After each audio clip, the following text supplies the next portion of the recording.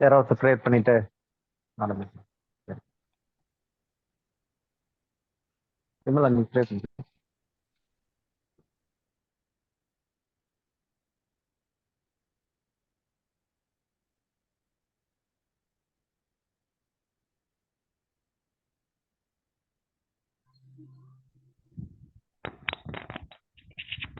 எங்களை மிகவும் அதிகமாய் நேசிக்கிற எங்கள் அன்பின் பரலோக பிதாவே, துதிக்கிற ஸ்தோத்திரிக்கிற ஆண்டவரே, அருமையான இந்த சாயங்கால வேளையில ஆண்டவரே, உமது வேதத்தின் மகத்துவங்களை ஆண்டவரே நாங்கள் அறிந்து கொள்ளவும் ஆண்டவரை புரிந்து கொள்வதற்கு எங்களுக்கு மனக்கண்களை திறக்கும்படியான ஆண்டவரே, இப்படிப்பட்ட சமயத்தை நீர் கொடுத்ததுக்காக நன்றி ஆண்டவரே. துதிக்கிற ஸ்தோத்திரிக்கிற ஆண்டவரே, உமது வேதத்தின் மகத்துவங்களை நாங்கள் பார்க்கும்போது ஆண்டவரே, உமக்கு இன்னும் அதிகமாய் உண்மையிலே வளர்ந்து பெருக உதவி செய்யுங்க ஆண்டவரே. உண்மை அறிகிற அறிவிலே வளர எங்களுக்கு நீங்க உமது கிருபையின் தேவன் நீர் தரும்படியா ஜெபிக்கிற ஆண்டவரே. துதிக்கிற ஸ்தோத்திரிக்கிற ஆண்டவரே, இன்னும் எங்களுக்கு ஆச்சரியத்தை அதிசயத்தை என் தேவன் நீங்க வெளிப்படுத்தும்படியா ஜெபிக்கிற ஆண்டவரே. இயேசுவின் மூலம் ஜெபம் கேட்கிற நல்ல பிதாவே, ஆமென்.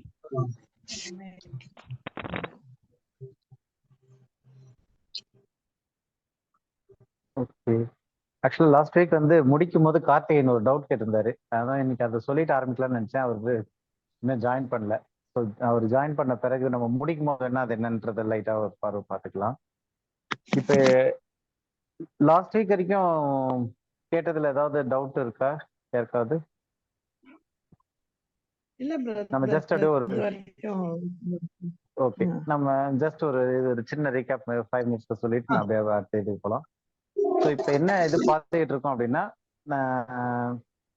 ஜீசஸ்னுடைய அந்த இதெல்லாம் முடிச்சுட்டு இப்போ what do we think regarding the following, அதாவது நிறைய விஷயங்கள் நம்ம வந்து பாரம்பரியமா தெரிஞ்சு வச்சு அதை நம்ம பைபிள்ல இருக்கா இல்லையான்னு கூட யோசிக்காத சில காரியங்கள் இருக்கும். அந்த மாதிரியான காரியங்கள்லாம் வேதத்தோட ஒத்து இருக்கா இல்ல நம்மளா அப்படி நினைச்சுக்கிட்டு இருக்கிறதா அப்படின்ற மாதிரி நிறைய காரியங்கள் ஒவ்வொன்றா பார்த்துக்கிட்டு இருந்தோம். அதுல வந்து ஃபர்ஸ்ட் நம்ம பார்த்தது வந்து இயேசு கிறிஸ்துவனுடைய வார்த்தைகளை வேதாமத்துல எங்க பார்க்கலாம் அப்படின்னும் போது நிறைய பேர் சொல்றது காஸ்பல்ஸ்ன்னு, இல்லாட்டி அந்த இயேசு பேசி அந்த சிவப்பு எழுத்துக்கள்ல போட்ட அந்த வார்த்தைகள் மட்டும்தான் அப்படின்றதெல்லாம் வந்து ஒரு தவறான கருத்து. ஏன்னா ஆதி முதலாய் வந்து பேசின எல்லா வார்த்தைகளுமே வந்து கர்த்தருடைய வார்த்தை, கர்த்தருடைய தூதனானவர், கர்த்தருடைய கரம், கர்த்தருடைய மகிமை, இப்படி எல்லாமே வந்து இயேசு கிறிஸ்துவுக்கான ஒரு பெயரா வந்திருக்கு. அவர் மூலமா தான் எல்லாமே வந்து வெளிப்படுத்தப்பட்டிருக்கு.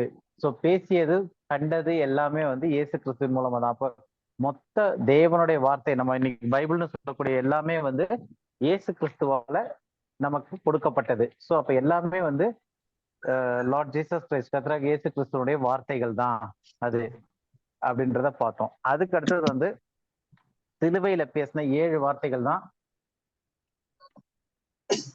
அவருடைய பூமிக்குரிய ஊழியத்தின் கடைசி 7 வார்த்தைகளா அப்படின்னு பார்த்தோம். அதுல வந்து கிடையாது அப்படின்னு சொல்லிட்டு அவர் வந்து மாம்சத்தை இருந்தப்ப, மாம்சத்தில் உயிரோடு இருந்தப்ப, அந்த மாம்ச சாயல்ல இருந்தப்ப பேசிய கடைசி 7 வார்த்தைகள் தான் சிலுவையில இருந்து பேசியது. அதுக்கப்புறம் அவரு மரித்து உயிர்த்தெழுந்த பிறகு மரியாள்கிட்ட பேசியிருக்காரு. 40 நாள் அளவும் ராஜ்யத்தை குறித்ததான செய்திகளை பேசியிருக்காரு அப்படின்னு சொல்லி பரமேறி போடுற வரைக்கும், அப்போஸ்தலர் 1:9 வந்து அவர் பரமேறி போறதுக்கு முன்னாடி வரைக்கும் அவர் வந்து ஏகப்பட்ட காரியங்களை ராஜ்யத்தை குறித்து பேசிக்கிட்டு இருக்காரு. அப்பயும் வந்து அவர் வந்து இன்னைக்கு இருக்கிற கிருபையின் காலத்தினுடைய சபையை குறித்தோ அந்த ஒரு விஷயங்களை குறித்தோ அப்ப பேசவே இல்லை.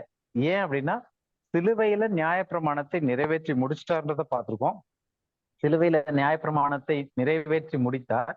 ஆனா அந்த உடன்படிக்கையானது, பழைய உடன்படிக்கையானது அதுக்கப்புறம் எபிரேயர் நிருபத்துல கூட அது அப்படியே பழசாய் வந்துகிட்டு இருக்கு, இன்னும் முடியல அப்படின்றத பார்த்தோம். ஸோ அப்ப எபிரேயர் நிருபம் எழுதுனது அதுக்கப்புறம் ரொம்ப பின்னாடி. ஸோ அந்த டைம் வரைக்குமே வந்து பழைய உடன்படிக்கைன்றது வந்து அப்படியே கொஞ்சம் கொஞ்சமா குறைஞ்சு குறைஞ்சு குறைஞ்சு குறைஞ்சு அழிஞ்சு போய்கிட்டு இருந்துச்சு. புதிய உடன்படிக்கை இன்னும் ஆரம்பிக்கவே இல்லை எபிரேயர் நிருபம் எழுதும் போது அப்படின்னு சொல்லி அந்த காரியங்கள்லாம் பார்த்துருந்தோம். ஸோ அப்ப இந்த சிலுவையில வந்து இயேசு கிறிஸ்து மரிக்கும் போது நியாயப்பிரமாணத்தை முடிச்சிட்டாரு. பழைய உடன்படிக்கை கிராஜுவலா அதுல இருந்து அப்படியே குறைய ஆரம்பிச்சுட்டு வருது. அவருடைய பூமிக்குரிய ஊழியத்தை வந்து அவரு உயிர் மாம்சத்துல இங்க பூமியில இருந்தப்பையும் அதை செஞ்சுட்டு இருந்தாரு. மரித்து அவர் வந்து பரமேறுவதற்கு முன்னாடி 40 நாளும் இங்க பூமியில இருந்தப்பையும் அதே ராஜ்யத்தின் சுவிசேஷத்தை அதே சீஷர்கள் கிட்ட அதே ஊழியத்தை கண்டினியூ பண்ணாரு. ஏன்னா அவர் வந்து வந்தது வந்து விருத்த சேதனம் உள்ளவர்களுக்கு ஊழியம் செய்யவும், பிதாக்களுக்கு அதாவது இஸ்ரவேலருடைய பிதாக்கள் ஆபிரகாம், ஈசாக்கு, யாக்கோபு இவர்களுக்கு செய்து கொடுத்த வாக்கு தத்தங்களை உறுதி செய்யும்படியாகவும் வந்தார்னு சொல்லிட்டு நம்ம ரோமர் 15:8 இருந்து அதெல்லாம் எடுத்து பார்த்துருந்தோம். ஸோ இந்த காரியத்தை தான் மறுபடியும் அவர் எம்பசைஸ் பண்ணி மறித்து உயிர்த்தெழுந்த பிறகும் 40 நாள் பரமேறி போடுற வரைக்கும் இந்த காரியத்தெல்லாம் சொல்லி சொன்னாரு அப்படின்னு சொல்லிட்டு போன வாரத்துல பார்த்து முடிச்சோம். ஸோ இது வரைக்கும் எல்லாருக்கும் கிளியரா இருக்கு. அப்போ இன்னைக்கு என்ன பார்க்க போறோம் அப்படின்னா, did Lord Jesus Christ speak after his resurrection, after his earthly ministry, after his glorification? அதாவது கர்த்தராகிய இயேசு கிறிஸ்து அவர் உயிர்த்தெழுந்த பிறகு பேசினார்ன்றதை பார்த்தோம். பூமிக்குரிய ஊழியத்திற்கு பிறகு மகிமைப்படுத்தப்பட்ட பிறகு பேசினாரா அப்படின்றத தான் இன்னைக்கு நம்ம பார்க்க போறோம். ஸோ இதுல வந்து உங்களுடைய கருத்து என்ன இருக்கு? ஆமாவா இல்லையா? இயேசு கிறிஸ்து உயிர்த்தெழுந்து பூமிக்குரிய ஊழியத்தெல்லாம் முடிச்சு பரமேறி போனதுக்கு அப்புறமும் பேசியிருக்காரா?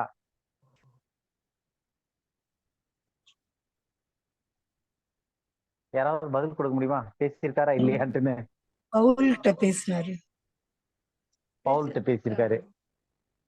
ஓகே, அப்போ கட்டாயமா இயேசு கிறிஸ்து அதற்கு அப்புறமும் பேசியிருக்காருன்னு தெரியுது.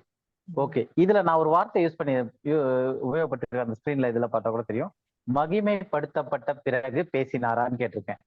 ஸோ மகிமைப்படுத்தப்பட்ட பிறகு அப்படின்னும் போது அப்ப இயேசு முதல் மகிமை இல்லாம இருந்தாரா, இல்ல மகிமைப்படுத்தப்பட்டார்னு ஒரு இது போட்டிருக்கேன். அப்போ கிறிஸ்து எப்பொழுது மகிமைப்படுத்தப்பட்டார்னு ஒரு கேள்வி வருது.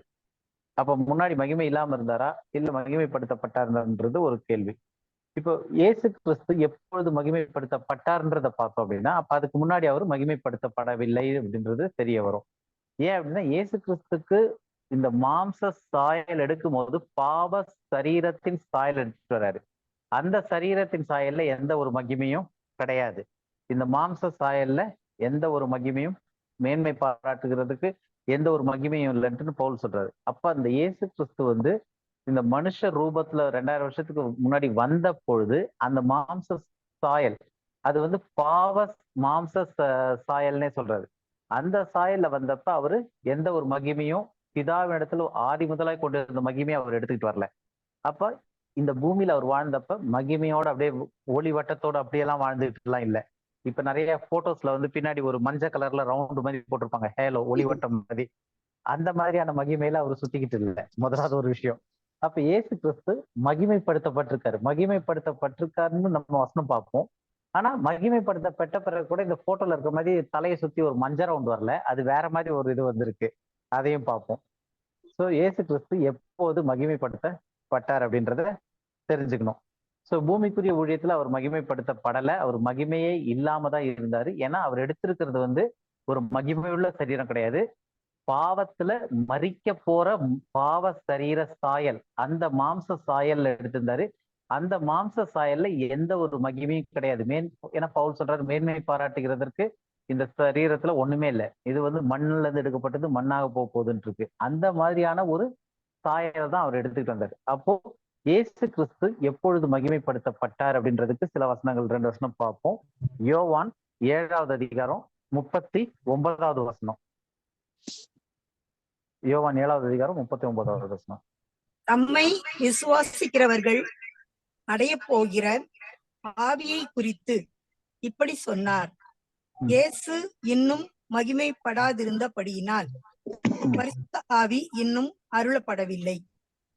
ஓகே, இயேசு இன்னும் மகிமைப்படாதிருந்தபடியினால் பரிசுத்த ஆவி இன்னும் அருளப்படவில்லை. அப்ப இயேசு கிறிஸ்து இந்த பூமியில வாழ்ந்துகிட்டு இருந்த காலத்துல அவரு மகிமையோட இங்க வாழல.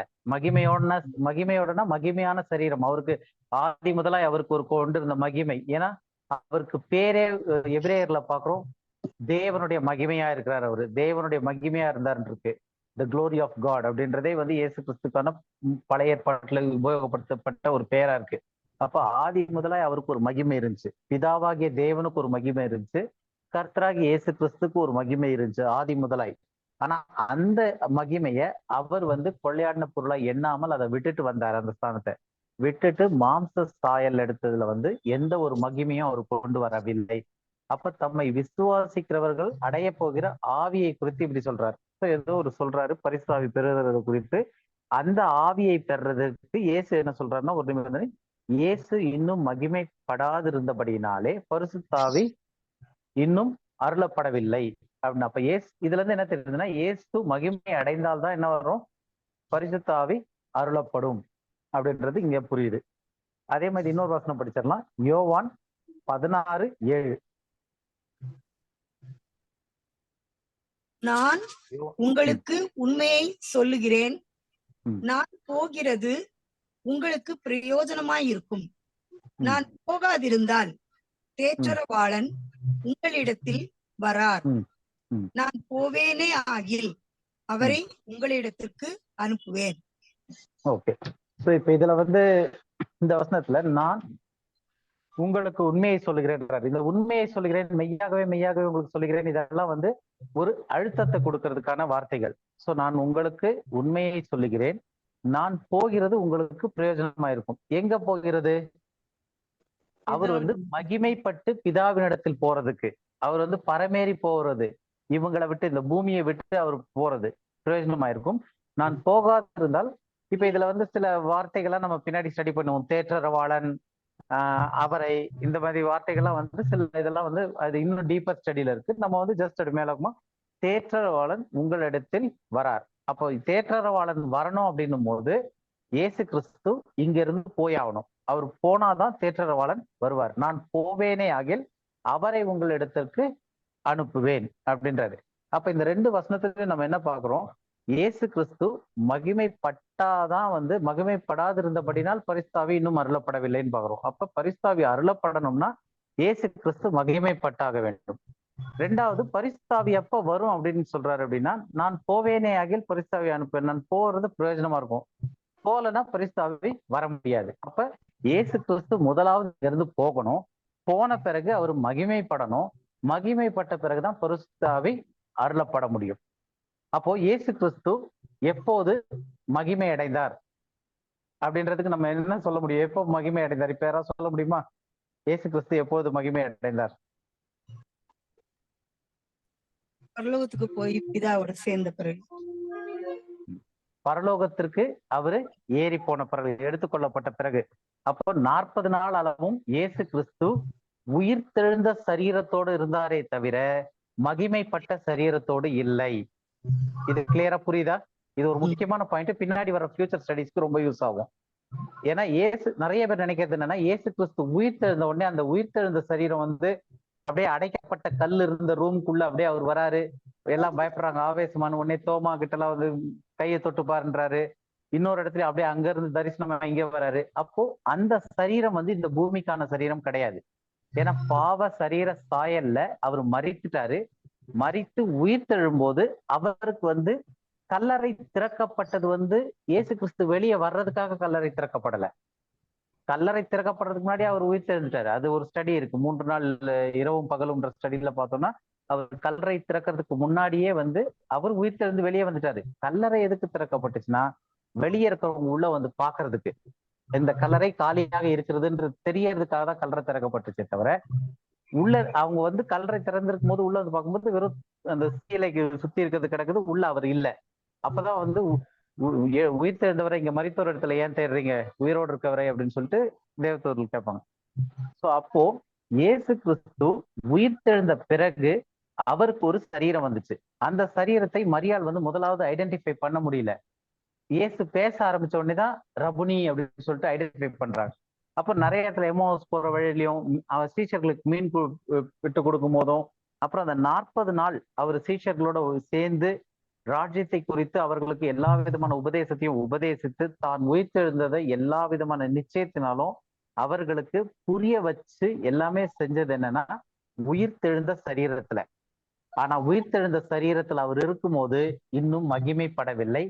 ஏன்னா மகிமை எப்ப படுவார் அப்படின்னா, பரிசுத்த ஆவி மகிமைப்பட்டால்தான் அனுப்ப முடியும். அவர் எப்ப பரிசுத்த ஆவி அனுப்ப முடியும்னா, அவர் போனாதான் அனுப்ப முடியும். அப்ப மகிமை எப்ப பட முடியும் அப்படின்னா, அவர் போனாதான் மகிமை பட முடியும், மகிமை அடைய முடியும். அப்ப இயேசு கிறிஸ்து இந்த பூமியில வாழ்ந்தப்ப சிலுவையில மரிக்கிறதுக்கு முன்னாடி மாம்ச சாயலான அந்த பாவ சரீரத்துல இருந்தாரு. அவர் மரித்து உயிர்த்தெழும் போது அவர் உயிர்த்தெழுந்த சரீரத்தோடு கூட வந்தாரு. அதற்கான மகிமை வேறையா இருக்கு உயிர்த்தெழுந்த சரீரத்துல. ஏன்னா இன்னைக்கு நம்ம வச்சிருக்க சரீரத்துல ஒரு அடைச்ச கதவு பூட்டி இருக்கிற ரூம்குள்ள அப்படியே நம்ம போவோமானா போக முடியாது. ஏன்னா நமக்கு மாம்ச சாயல்ல அந்த இதற்கான திராணி கிடையாது. ஆனா உயிர்த்தெழுந்த சரீரத்துல அதற்கான ஸ்பெஷாலிட்டி இருக்கு. அந்த உயிர்த்தெழுந்த சரீரத்தோடு கூட அவர் இங்க இருந்தாரு, அங்க போறாரு, எல்லாம் பண்றாரு. அப்போ உயிர்த்தெழுந்த சரீரத்திற்கான ஒரு மகிமை இருக்கு, ஒரு மேனி இருக்கு. ஆனா அது வந்து தேவனுடைய இங்க சொல்லப்படுறது நான் மகிமைப்படுத்தப்பட வேண்டும்னு சொல்ல அந்த ஒரு மகிமையான்னு கேட்டா கிடையாது. அப்ப அந்த ஒரு மகிமைன்றது அது அதற்கு அப்புறம் அவர் பரமேறி போனதுக்கு அப்புறம் வருது. அதை எப்படி நம்ம கிளாரிஃபை பண்ணிக்கலாம் அப்படின்னு ஒரு விஷயம் இருக்கு. ஸோ இப்போ வந்து இது வரைக்கும் இந்த 3 விதமான சரீரம் புரியுதா?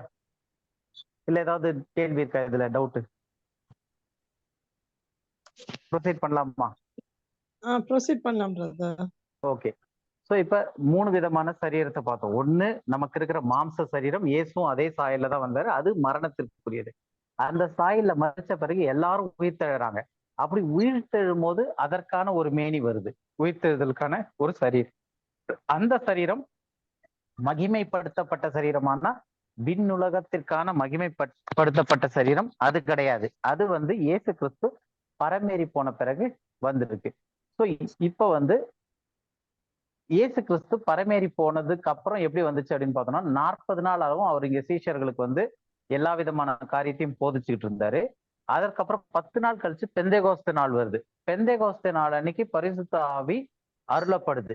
ஏற்கனவே உருவாக்கி வைத்திருந்த அந்த சிறுமந்தை சபையில அவர்கள் எல்லாரும் கூடி இருக்கும் போது பரிசுத்த ஆவி அவர்கள் மேல் பொழிந்தள்ளப்படுது. அப்ப பரிசுத்த ஆவி அவர்களுக்கு வந்துருச்சு. அப்போஸ்தலர் 2வது அதிகாரத்துல பரிசுத்த ஆவி அந்த மேல் வீட்டறையில இருந்த அந்த சிறுமந்தைக்கு பரிசுத்த ஆவியின் அபிஷேகம் வந்துச்சு அப்படின்னா அது என்ன ப்ரூவ் பண்ணுதுன்னா அப்போஸ்தலர் 2வது அதிகாரத்திற்கு முன்னாடி இயேசு கிறிஸ்து பரமேறி போனதுக்கு அப்புறம் அவர் மகிமைப்படுத்தப்பட்டிருக்கிறார் இயேசு கிறிஸ்து. ஏன்னா மகிமைப்படுத்தப்பட்டாலே ஒழிய நம்ம பார்த்தோம் இல்லையா, யோவான் 7:39 தம்மை விசுவாசிக்கிறவர்கள் அடைய போகிற ஆவியை குறித்து இப்படி சொன்னார், இயேசு இன்னும் மகிமைப்படாதிருந்தபடியினால் பரிசுத்த ஆவி இன்னும் அருளப்படவில்லை.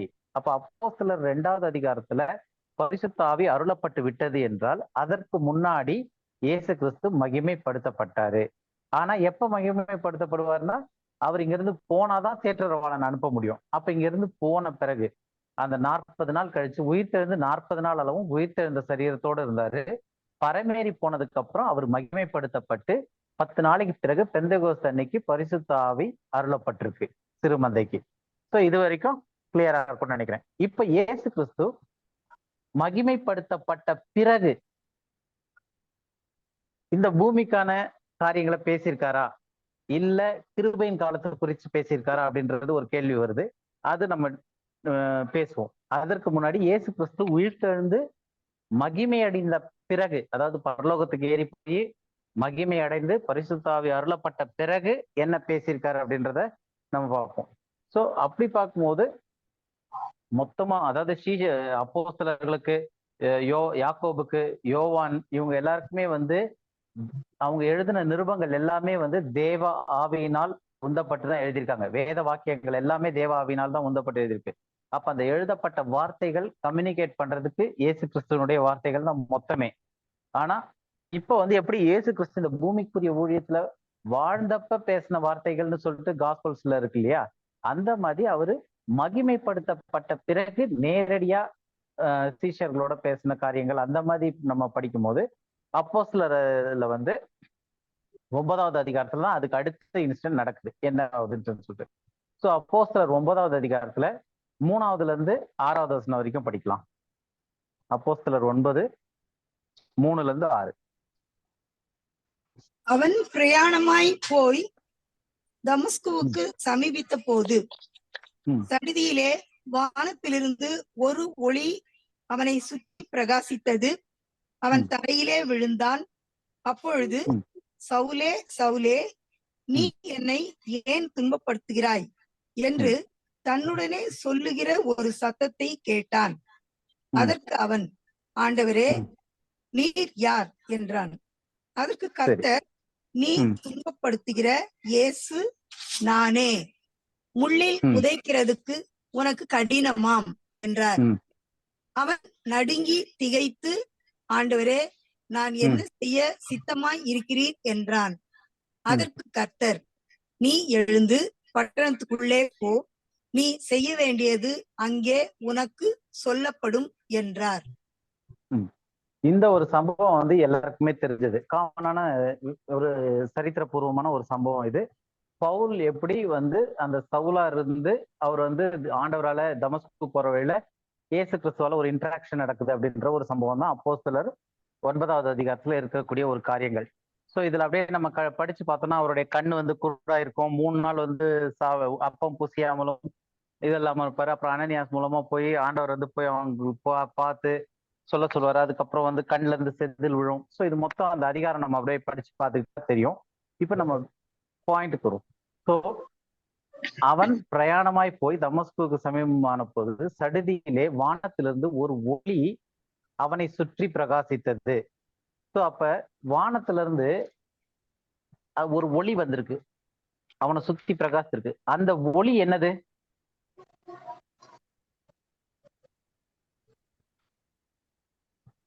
சவுலுக்கு பிரகாசமான அந்த ஒளி,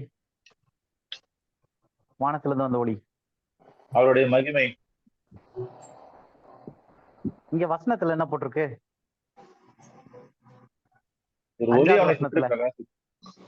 ஒளி அவனை சுற்றி பிரகாசித்தது, அவன் தரையிலே விழுந்து, அப்பொழுது சவுலே சவுலே நீ என்னை ஏன் துன்பப்படுத்துகிறாய் என்று சொல்லுகிற ஒரு சத்தத்தை கேட்டான். அதற்கு அவன், ஆண்டவரே நீர் யார் என்றதற்கு, நீ துன்பப்படுத்துகிற இயேசு நானே அப்படின்றது. அப்ப அந்த ஒளியில அவருக்கு பிரகாசமாய் வந்தது யாரு அப்படின்னா இயேசு கிறிஸ்து.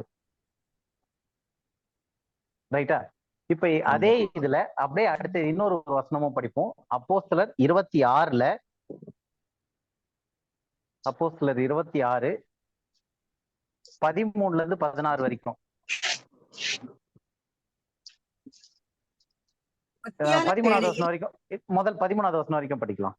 மத்தியான வேளையில், ராஜாவே, நான் வழியிலே சூரியனுடைய பிரகாசத்திலும் அதிகமான ஒளி வானத்திலிருந்து என்னையும் என்னுடனே கூட பிரயாணம் பண்ணினவர்களையும் சுற்றி பிரகாசிக்க கண்டேன். இங்க வந்து அதே விஷயத்துல 9வது அதிகாரத்துல என்ன நடந்துச்சோ அத வந்து ராஜா முன்னாடி இவரு மறுபடியும் சொல்றாரு, என்ன நடந்துச்சு அப்படின்னு சொல்லிட்டு எக்ஸ்பிளைன் பண்றாரு. அப்ப சொல்லும் போதும் என்ன சொல்றாரு? சூரியனுடைய பிரகாசத்திலும் அதிகமான ஒளி வானத்திலிருந்து என்னோட பிரயாணத்திலும் பிரகாசிக்க கண்டேன். 14-15 படிங்க. 14-15 அதுல அடுத்தது. நாங்கள் எல்லாரும் தரையில விழுந்த போது, சவுலே சவுலே நீ ஏன் என்னை துன்பப்படுத்துகிறாய்? முள்ளில் உதைக்கிறது உனக்கு கடினமாவென்று எபிரேய பாஷையிலே என்னுடனே சொல்லுகிற ஒரு சத்தத்தை கேட்டேன். அப்பொழுது நான், ஆண்டவரே நீர் யார் என்றேன். அதற்கு அவர், நீ துன்பப்படுத்துகிற இயேசு நானே. ஓகே, இப்ப இந்த ரெண்டு சம்பவமும், அதாவது அப்போஸ்தலர் 9வது அதிகாரத்துல நடந்தது, அந்த ஸ்பாட்ல பிரசன்டா நிகழ்ந்த அந்த சம்பவம், அத வந்து 26ல ராஜாவுக்கு இவர் விளக்கி சொல்றாரு. ரெண்டுத்திலயுமே ஒரு விஷயம் என்ன தெளிவா புரியுது அப்படின்னா, வானத்துல இருந்து வந்து அந்த ஒளி இவர்கள் எல்லாரும் மேலேயும் பிரகாசித்தது. அந்த பிரகாசம் வந்து சூரியனுடைய பிரகாசத்திலும் அதிகமான ஒளியா இருந்துச்சு. அப்ப அந்த பிரகாசத்தினுடைய பவர் அது என்னாச்சு?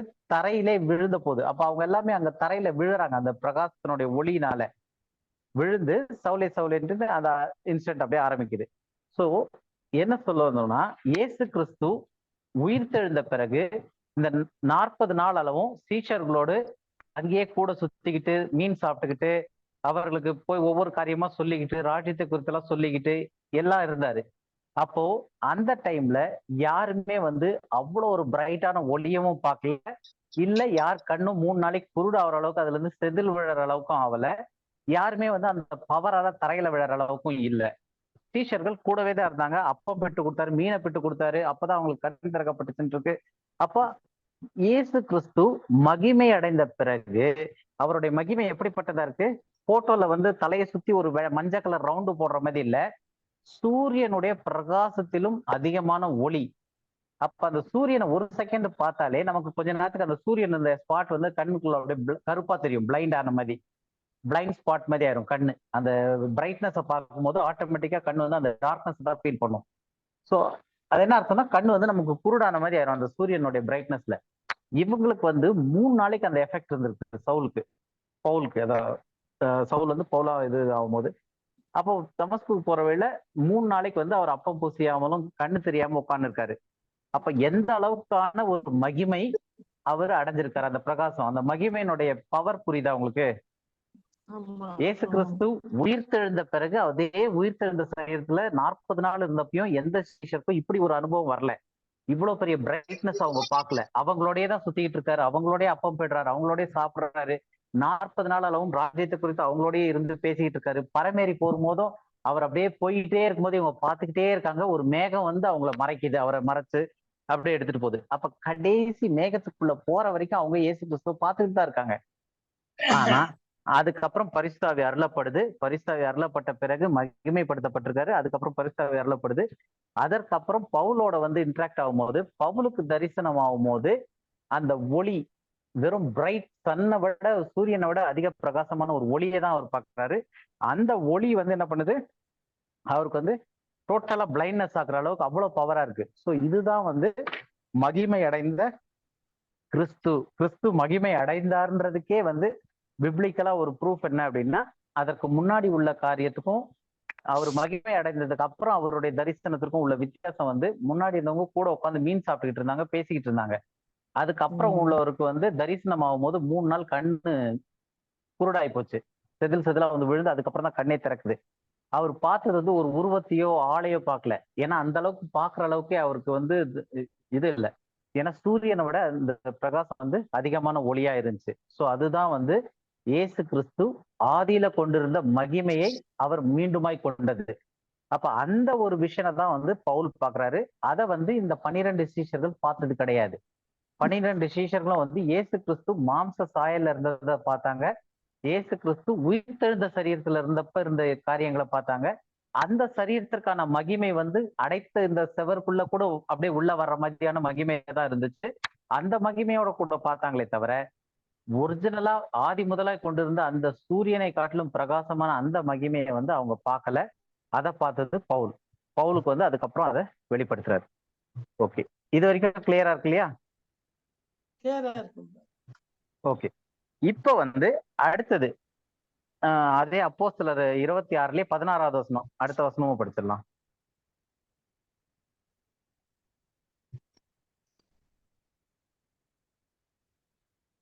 இப்பொழுது நீ எழுந்து காலூன்றி நில். நீ கண்டவைகளையும் நான் உனக்கு தரிசனமாகி காண்பிக்க போகிறவைகளையும் குறித்து உன்னை ஊழியக்காரனாகவும் சாட்சியாகவும் ஏற்படுத்துகிறதற்காக உனக்கு தரிசனமானேன். இப்ப இங்க தரிசனமானேன்றாரு. அப்போ அந்த சூரியனை போல பிரகாசமான ஒளி என்னன்னா, வெறும் அவருடைய மகிமை மட்டும் கிடையாது, இயேசு கிறிஸ்துவே தரிசனம் ஆயிருக்கிறாரு. ஆனா அந்த தரிசனத்துல இயேசு கிறிஸ்துடைய உருவத்தை பார்க்க முடியல, சூரியனை விட பிரகாசமான ஒரு ஒளியை தான் பார்க்கிறாரு. அவ்வளவு ஒரு பிரைட்னஸ். ஏன்னா மகிமை அடைந்த இயேசு கிறிஸ்து தரிசனம் ஆகும் போது இதுதான் ரியாலிட்டி. இப்ப இதை எதுக்கு இவ்வளவு எம்பசைஸ் பண்ணி சொல்றோம்னா, இன்னைக்கு நிறைய இது வந்து வேதத்துல இருக்க விஷயம், வேதத்தின் அடிப்படையில. சோ நமக்கு வந்து ஒரு கிறிஸ்தவங்களுக்கு வேதம் தான் அல்டிமேட்டா அளவுகோல். மீதி எல்லாமே வந்து அது அளவுகோல் நம்ம எடுக்க முடியாது. அப்ப வேதம் தான் எனக்கு அளவுகோல்னும் போது, இன்னைக்கு இயேசு கிறிஸ்து மகிமை அடைந்த நிலைமையில இருக்காரா, இல்ல இந்த கேலண்டர்ல இருக்கிற மாதிரி மஞ்சள் ஒளிவட்டம் போட்டுக்கிட்டு தாடி வச்சுக்கிட்டு அப்படி இருக்கிறாரா? இது நீங்க தான் பதில் சொல்லணும். மகிமை அடைந்த நிலை, மகிமை அடைந்த நிலையில இருக்காரு. அப்போ மகிமை அடைந்த நிலையில இருக்கிற இயேசு கிறிஸ்து எப்படி தரிசனமானார்னா, அதற்கு உதாரணம் மகிமை அடைந்த உடனே ஃபர்ஸ்ட் யாருக்கு தரிசனம் ஆயிருக்கிறாரு அப்படின்னு பார்க்கும்போது, ஃபர்ஸ்ட்ன்றது மட்டும் இல்ல, இதுக்கு அடுத்தது அதோட இதுக்கு அடுத்தது தரிசனம் ஆக போறாரு, அது வேற விஷயம். இதுக்கு இடையில தரிசனமானதா வந்து பைபிள்ல எங்கேயுமே இல்லை. அப்ப பவுலுக்கு வந்து மகிமை அடைந்த பிறகு பவுலுக்கு தரிசனம் ஆகுறாரு. அந்த தரிசனமான இயேசு கிறிஸ்து எப்படி தரிசனத்துல வந்தார் அப்படின்னா, வெறும் சூரியனை காட்டிலும் பிரகாசமான ஒரு ஒளி, அவ்வளவுதான். அந்த ஒளி பிரகாசத்தினுடைய இம்பாக்ட் எந்த அளவுக்கு இருக்கு அப்படின்னா, 3 நாளைக்கு பவுலுக்கு கண்ணு தெரியல. கிளியரா இருக்கு இல்லையா? அப்போ இன்னைக்கு முக்காவாசி பேரு இயேசு கிறிஸ்துவை நான் தரிசித்தேன். அவரு முடி வச்சிருந்தாரு, கருப்பு தாடி வச்சிருந்தாரு, வெள்ளை ட்ரெஸ் போட்டுக்கிட்டு இருந்தாரு, சிவப்பு ட்ரெஸ் போட்டிருந்தாரு, தோல் மேல ஒரு ஆட்டுக்குட்டி போட்டிருந்தாரு, கையில ஒரு கோல் வச்சுக்கிட்டு இருந்தாரு. அப்படியே எங்க வீட்டு இன்னொரு ஒரு வீடியோ எல்லாம் நெட்ல பார்த்தேன். எங்க வீட்டுல வந்து இடியாப்பமும் பாயாவும் சாப்பிட்டு போனாரு இயேசு கிறிஸ்துன்னு ஒருத்தர் சொன்னாரு. இன்னொருத்தர் வந்து நாங்க ட்ராக்ஸ் ஊழியம் பண்ணிக்கிட்டு இருக்கோம், அந்த ட்ராக்ஸ் எல்லாம் வந்து இயேசு கிறிஸ்துவும் அவங்க ஏஞ்சல்ஸும் வந்து எல்லாத்தையும் அடிக்கலாம் கொடுத்தாங்கன்னு சொல்றாங்க. சோ இப்படிப்பட்டதான காரியங்கள் வந்து ஒரு ரொம்ப அபத்தமான ஒரு காரியமாவும், இத வந்து அற்புதம்னு நினைக்கிற ஒரு கிறிஸ்தவ கும்பல் வந்து வேதத்தினுடைய அறிவு கம்மியா இருக்கிறதுனாலையும், வேதத்தினுடைய காரியங்கள் புரியாதனாலையும், அததான் வந்து ஒருத்தர் வந்து சொல்லும் போது, ஓ அவருக்கு இயேசு கிறிஸ்து தரிசனம் ஆயிருக்காரா, பிரதர் எப்படி இருந்தார் இயேசு கிறிஸ்து வந்து அவர் எப்படி தரிசனம் ஆனார்னு சொல்லும் போது அந்த வர்ணனை பார்த்தோம்னா அவர் எந்த கேலண்டர்ல பார்த்தாரோ அந்த மாதிரியே இருக்கும். அப்போ லிட்ரலா வந்து இயேசு கிறிஸ்து இன்னைக்கு தரிசனம் ஆவறாரா அப்படின்னு கேட்ட, இன்னைக்கு வந்து இயேசு கிறிஸ்து மகிமை அடைந்த நிலையில இருக்கிறாரு. இப்போதைக்கு யாருக்கும் அவர் தரிசனம் ஆவல. ஏன்னா வேதத்தின் அடிப்படையில அவர் தரிசனம் ஆக வேண்டிய அவசியம் இல்லை. அதையும் நம்ம பின்னாடி படிப்போம். இப்ப பவுலுக்கு ஏன் தரிசனம் ஆனாரு, இன்னைக்கு ஏன் தரிசனம் ஆவல அப்படின்றது. ஸோ இப்ப நம்ம பாக்குறது வந்து அவருடைய வார்த்தையை பத்தி இல்ல, அவருடைய பர்சனல் தரிசனத்தை பத்தி. என்ன கேள்விப்பட்டிருக்கீங்களா? நிறைய இல்ல, நான் மட்டும் தான் கேள்விப்பட்டிருக்கேனா இந்த மாதிரி இயேசு கிறிஸ்து எனக்கு தரிசனத்துல வந்தாரு, தரிசனத்துல வந்து விஷன் கொடுத்தாரு, தரிசனம் ஆனார் அப்படின்றது சொல்றது. முக்கவாசி அப்படிதான் சார் போய்கிட்டு இருக்கு. ஓகே, அப்ப நீங்களும் கேள்விப்பட்டிருக்கீங்க, நான் மட்டும் தனியா கிடையாது இந்த கிறிஸ்தவ உலகத்துல. ஏன்னா இன்னைக்கு பார்க்கலன்னு சொன்னா, நான் தரிசிக்கல, நான் ஆண்டவரோட பேசலன்னு சொன்னா கிறிஸ்தவனே கிடையாது, நம்ப மாட்டேன். ஆமா. ரெண்டாவது நமக்குள்ள ஏதாவது ஒரு பாவம் இருக்கும், அதனால நீங்க உபாசம் இருந்து அழுது ஜபிங்க, அப்போ ஆண்டவர் உங்களுக்கு தரிசனம் ஆவாரு அப்படின்ற மாதிரி ஒரு இது கொண்டு வந்துட்டாங்க. பட் இது எல்லாமே வந்து யாரோ சொல்லக்கூடிய காரியங்கள். அவங்களுக்கு என்ன ஏற்கனவே அது வந்து என்ன அப்படின்னா ரெண்டு விதமாவும் இருக்கு. ஒண்ணு வந்து அவங்களுடைய இமேஜினேஷன், ரெண்டு அவங்களுடைய டீச்சிங், எந்த இதுல இருந்து அவங்க கேட்டுட்டு வராங்களோ அந்த இது. ஆனா சத்திய வேதத்துல எப்படி இருக்கு அப்படின்னா, நம்ம வந்து ஃபேக்ட்ஸ் தான் பார்க்கணுமே தவிர இன்னைக்கு ஒருத்தருக்கு நடக்கக்கூடிய அனுபவங்களை வச்சு நம்ம சத்தியத்தை நிர்ணயிக்க முடியாது. அப்போ இன்னைக்கு ஒவ்வொருத்தருக்கு ஒரு அனுபவம் இருக்கலாம். எப்படி அனுபவம் இருக்கும்னா, இப்ப ஒரு சைனீஸ் இருக்காங்க. இந்த முன்னாடி நான் ஒரு இது பார்த்திருக்கேன் கூகுள்ல, இப்ப யார் வேணா கூகுள்ல டைப் பண்ணி பார்த்தா கூட தெரியும். ஒவ்வொரு நாட்டுல இயேசு கிறிஸ்துவோட இமேஜஸ் போட்டோஸ்னு போட்டு பார்த்தோம்னா, சைனீஸ்ல இருக்க இயேசு வந்து சப்ப மூக்கு வச்சு நீள மீசை வச்சு 2 சைட்ல மட்டும் மீசை வச்சு சைனீஸ் மாதிரியே இருக்காரு. ஆப்பிரிக்கன்ல கருப்பா தடி உதடு குண்டு மூக்கு வச்சு ஆப்பிரிக்கன்ல அப்படி ஒரு ஜீசஸ் கிரைஸ்டோட இது வச்சிருக்காங்க எத்தியோப்பியா ஆப்பிரிக்கா இதுல. ஸோ அப்போ ஒவ்வொரு நாட்டுக்கும் வந்து அவங்களுடைய இமேஜினேஷனுக்கு ஏற்ற மாதிரி ஒரு ஜீசஸ் கிரைஸ்ட அவங்க உருவாக்கி வச்சிருக்காங்க. அந்த மாதிரி நம்ம வச்சிருக்கிறது வந்து பொதுவாக அந்த பிரிட்டிஷர் வந்தப்போ கொண்டு வந்தனால அந்த ஒரு இமேஜை நம்ம வச்சிருக்கிறோம்.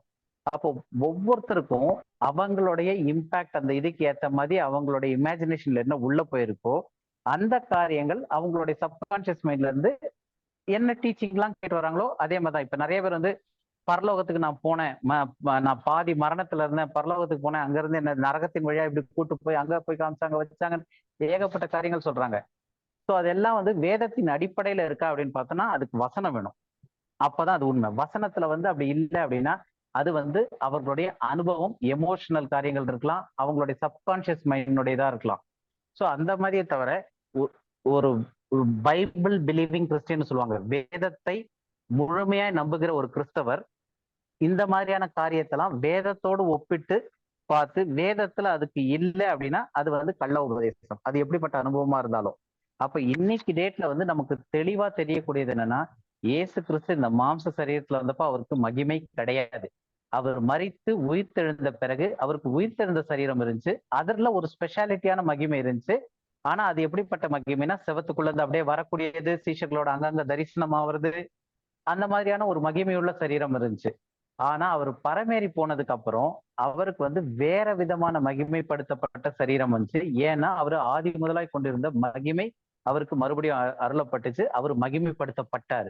எப்ப? அப்போஸ்தலர் 2வது அதிகாரத்திற்கு முன்னாடியே இயேசு கிறிஸ்து மகிமைப்படுத்தப்பட்டு விட்டார். மறுபடியும் அவருடைய மகிமையை மாத்தி மாத்தி பண்ண போறது கிடையாது. இன்னைக்கு டேட்ல வந்து இயேசு கிறிஸ்து மகிமைப்படுத்தப்பட்ட இயேசு கிறிஸ்துவாக உன்னதத்துல இருக்கிறாரு. சோ அப்படிப்பட்ட இயேசு கிறிஸ்து கடைசியா தரிசனமானது யாருக்கு அப்படின்னா பவுலுக்கு. அப்ப அவர் தரிசனத்துல பார்த்த இயேசு கிறிஸ்து எப்படிப்பட்டவரா இருந்தார்னா சூரியனை விட பிரகாசமான ஒரு ஒளியை தான் சொல்றாரே தவிர அவருடைய முடி, அவருடைய இது, இந்த மாதிரியான காரியத்துக்கெல்லாம் அங்க இடமே போகல. அப்ப லிட்ரலா இயேசு கிறிஸ்து தரிசனம் ஆகும்போது ஒரு சூரியனுடைய ஒளியை விட பிரகாசமா இருந்திருக்கு. ரெண்டாவது காரியம், இப்ப நம்ம 16வது வசனத்துல படிச்ச மாதிரி இயேசு கிறிஸ்து என்ன சொல்லிருக்காங்க, நீ கண்டவைகளையும் நான் உனக்கு தரிசனமாகி காண்பிக்க போகிறவர்களையும் குறித்து அப்படின்னு சொல்லியிருக்காரு. அப்போ நீ காலூன்றி நில்லுன்னு சொல்லிட்டு அந்த அப்போஸ்தலர் 9வது அதிகாரத்துல நடந்த சம்பவத்தை இங்க 26ல சொல்லும் போது நீ கண்டவைகளையும் சொல்றாரு. அப்ப நீ கண்டவைகள்ன்றது என்னது? மகிமைப்படுத்தப்பட்ட இயேசுவை தான் அவர் காண்றாரு அந்த டைம்ல. கரெக்டா? வேற எதையுமே அவர் பார்க்கல. ஒரு பிரகாசமான ஒளி வருது, அந்த ஒளி என்னதுன்னா நான் தான் இயேசு கிறிஸ்து அப்படின்றாரு. உனக்கு தரிசனமானேன் அப்படின்றாரு. அப்போ அந்த இயேசு கிறிஸ்து அங்க தரிசனமாகும் போது பவுல் என்ன கண்டார் அப்படின்னா மகிமைப்படுத்தப்பட்ட இயேசுவை காண்கிறார். கிளியரா இருக்கு இல்லையா? சோ நீ கண்டவைகளையும் அப்படின்னும் போது நீ கண்டது என்னது? மகிமைப்படுத்தப்பட்ட இயேசுவையும். அதுக்கப்புறம் நான் உனக்கு தரிசனமாகி காண்பிக்க போகிறவைகளையும். இந்த காண்பிக்க போகிறவைகளையும் சொல்லும் போது அது என்ன காலத்தை குறிக்குது? எதிர்காலம், ஃபியூச்சர், எதிர்காலத்தை குறிக்குது. அப்போ 9வது அதிகாரத்துல பவுலுக்கு வந்து அவர் தரிசனமாகி சில காரியத்தை காண்பிக்கிறார். என்னது? அவரு மகிமை அடைந்ததை காட்டுறாரு, ப்ரூவ் பண்றாரு. அதற்கு அப்புறமா பவுலுக்கு வந்து தரிசனமாகி காண்பிக்க போகிறவைகளையும், அப்ப நிறைய காரியத்தை ப்ளூரல்ல ஃபியூச்சர்ல அவருக்கு காட்ட போறாரு அப்படின்னு சொல்லிட்டு 9வது அதிகாரத்துல அவருக்கு சொல்லியிருக்காரு. அதை வந்து இவர் 26வது அதிகாரத்துல 16வது வசனத்துல கன்ஃபார்ம் பண்றாரு. காண்பிக்க போகிறவர்களையும் குறித்து உன்னை ஊழியக்காரனாகவும் சாட்சியாகவும். இதுக்கு விட்னஸ் இன்னைக்கு பவுல் தான் வந்து நமக்கு விட்னஸ். என்ன விட்னஸ்? இயேசு கிறிஸ்து மகிமை அடைந்துட்டாரு, அவர் இன்னும் தாடி வச்சுக்கிட்டு அப்படியே இந்த குச்சி வச்சுக்கிட்டு தோல் மேல ஆட்டுக்குட்டி போட்டுக்கிட்டு சுத்தல அப்படின்றதுக்கு ஒரே விட்னஸ் யாருன்னா பவுல். இதுதான் விட்னஸை தவிர இன்னைக்கு இருக்கிற ப்ரீச்சர்ஸ் விட்னஸ் கிடையாது. அப்போ நீ கண்டவைகளையும் நான் உனக்கு தரிசனமாகி காண்பிக்க போகிறவர்களையும் குறித்து உன்னை ஊழியக்காரனாகும். சோ இந்த விஷயத்தெல்லாம் மற்றவங்களுக்கு சொல்றதுக்கு ஊழியக்காரனாகவும் சாட்சியாகவும் ஏற்படுத்துகிறதற்காக உனக்கு தரிசனமானேன். அப்ப இந்த சாட்சியாக ஏற்படுத்துகிறதற்காகன்றது வந்து முக்கியமானது. ஏன்னா பவுல் வந்து இன்னைக்கு இந்த கிருபையின் காலத்தினுடைய மொத்த காலத்திலயுமே வந்து பவுல் தான் வந்து விட்னஸ். எதுக்கு? இன்னைக்கு இயேசு கிறிஸ்து மகிமை அடைந்த நிலையில இருக்காரு. அவரை பார்க்கறதுக்கு எப்படி இருந்துச்சு அப்படின்னா சூரியனுடைய ஒளியிலும் பிரகாசிக்கிற ஒரு ஒளியா இருந்ததுன்றதுக்கு விட்னஸ் யாருன்னா பவுல் மட்டும்தான். கிளியரா இருக்கு இல்லையா? ஓகே, அடுத்தது பாயிண்ட் போலாம். அடுத்தது அவருக்கு தரிசனமாகி இந்த மாதிரி விட்னஸா இருப்பேன்னு சொல்றாரு, எனக்கு ஊழியம் செய்வேன்னு சொல்லிடுறாரு. சொல்லிட்டு இன்னும் சில காரியங்களையும் சேர்த்து பார்க்கலாம். அப்போஸ்தலர் 9வது அதிகாரம் 15வது வசனமும் 16வது வசனமும் 15, 16. அப்போஸ்தலர் 9, 15, 16.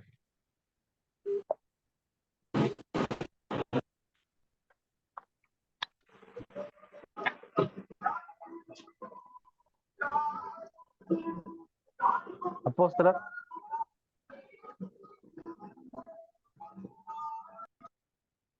அப்போஸ்தலர் 9வது அதிகாரம் 15வது வசனம் 16வது வசனம்.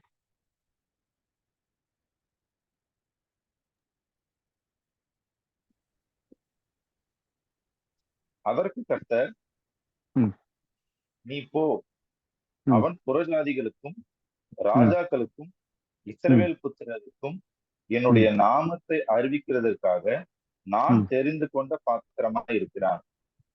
அவன் என்னுடைய நாமத்தின் நிமித்தம் எவ்வளவாய் பாடுபட வேண்டும் என்பதை நான் அவனுக்கு காண்பிப்பேன் என்றார்.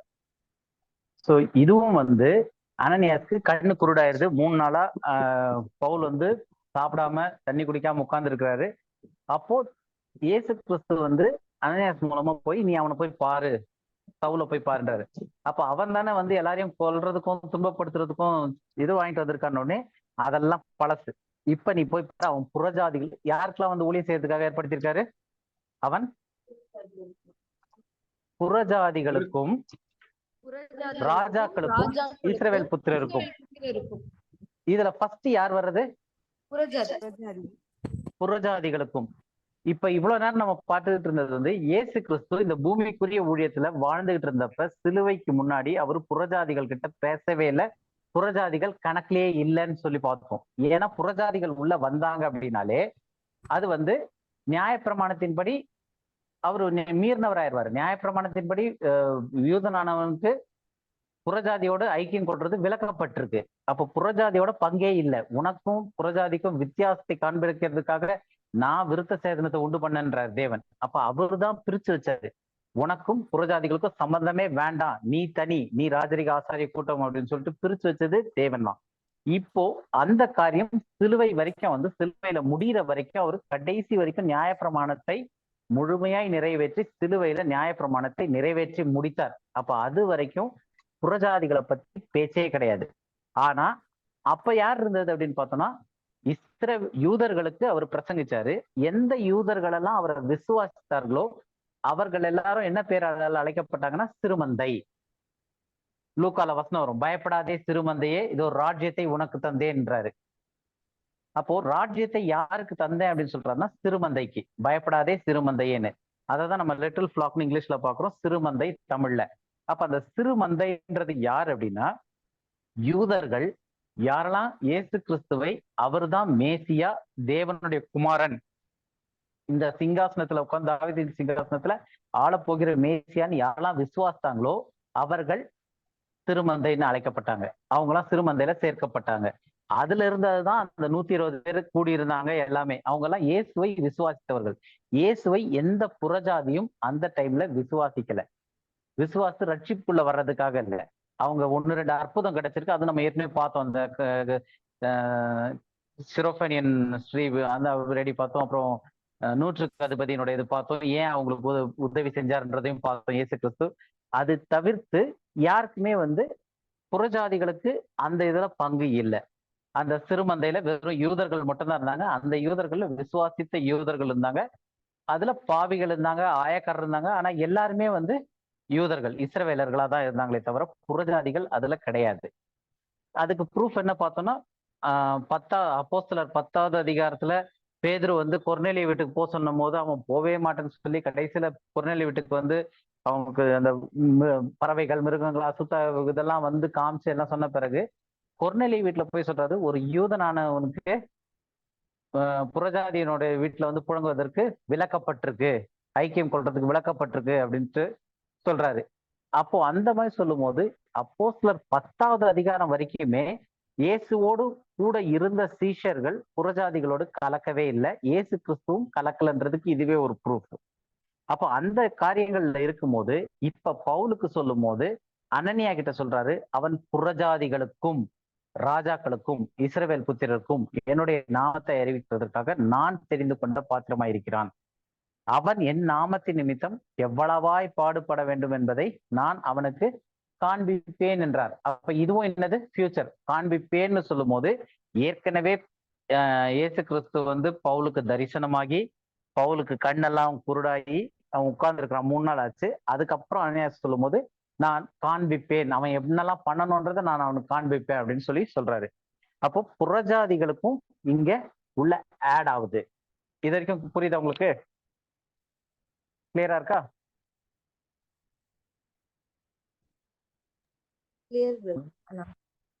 ஓகே. இப்ப இந்த இதுல இன்னொரு ஒரு கேள்வி, இயேசு கிறிஸ்து பரமேறி போன பிறகு அவருடைய பூமிக்குரிய ஊழியம், இயேசு கிறிஸ்துனுடைய பூமிக்குரிய ஊழியம்னா நான் என்ன சொல்லியிருக்கேன், அந்த ரோமர் 15வது அதிகாரம் 8வது வசனம் ஒரு தடவை அதை படிச்சிடலாமா? ரோமர் 15:8.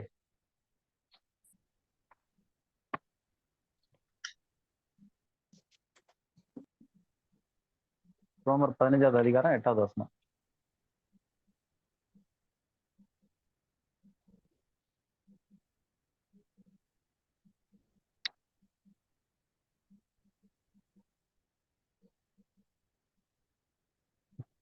ரோமர் 15வது அதிகாரம் 8வது வசனம். மேலும் பிதாக்களுக்கு பண்ணப்பட்ட வாக்குத்தத்தங்களை உறுதியாக்கும் படிக்கு தேவனுடைய சத்தியத்தின் நிமித்தம் ம். இயேசு கிறிஸ்து விருத்த சேதனம் உள்ளவர்களுக்கு ஊழியக்காரனானார் என்றும். ஓகே.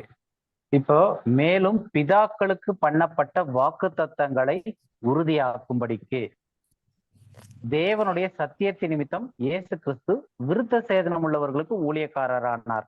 அப்ப இயேசு கிறிஸ்து இந்த பூமியில பிறக்கும் போதே வந்து நியாயப்பிரமாணத்துக்கு உட்பட்டு பிறக்கிறாரு.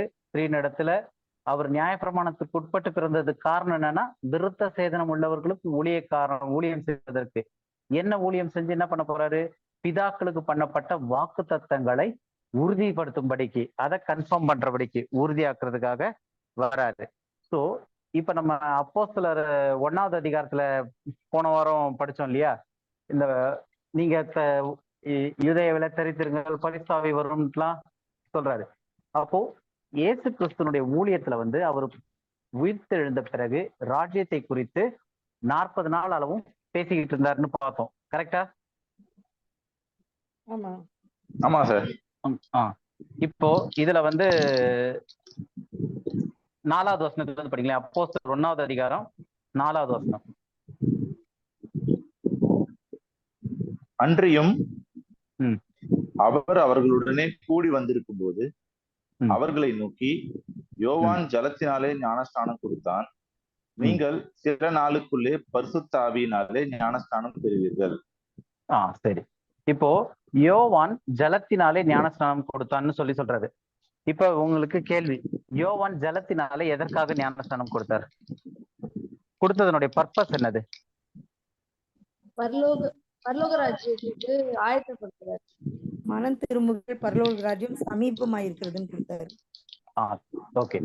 மனம் திரும்புங்கள், பரலோக ராஜ்யம் சமீபமாயிருக்கு. அப்ப யோவான் ஸ்நானகன் ஜலத்தினால ஞானஸ்நானம் கொடுத்தது எதுக்கு அப்படின்னா, பரலோக ராஜ்யம்ன்றது வந்து 1000 வருஷ அரசாட்சிக்கு தான் பரலோக ராஜ்யம்னு பேரு. உங்களுடைய ராஜ்யம் வருவதாக அப்படின்றாங்க இல்லையா? அந்த பரலோக ராஜ்யம் அப்படின்றது பூமியில 1000 வருஷ அரசாட்சி.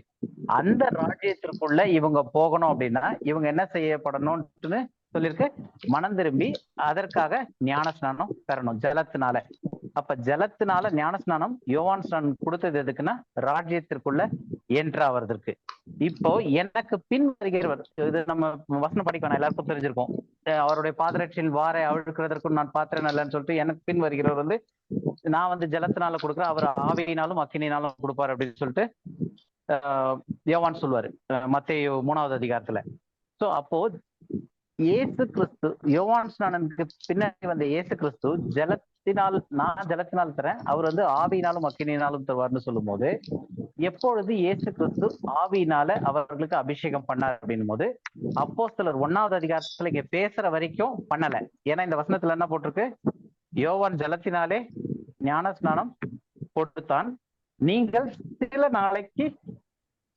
சில நாளைக்குள்ளே பரிசுத்த ஆவியினாலே ஞான ஸ்நானம் பெறுவீர்கள்.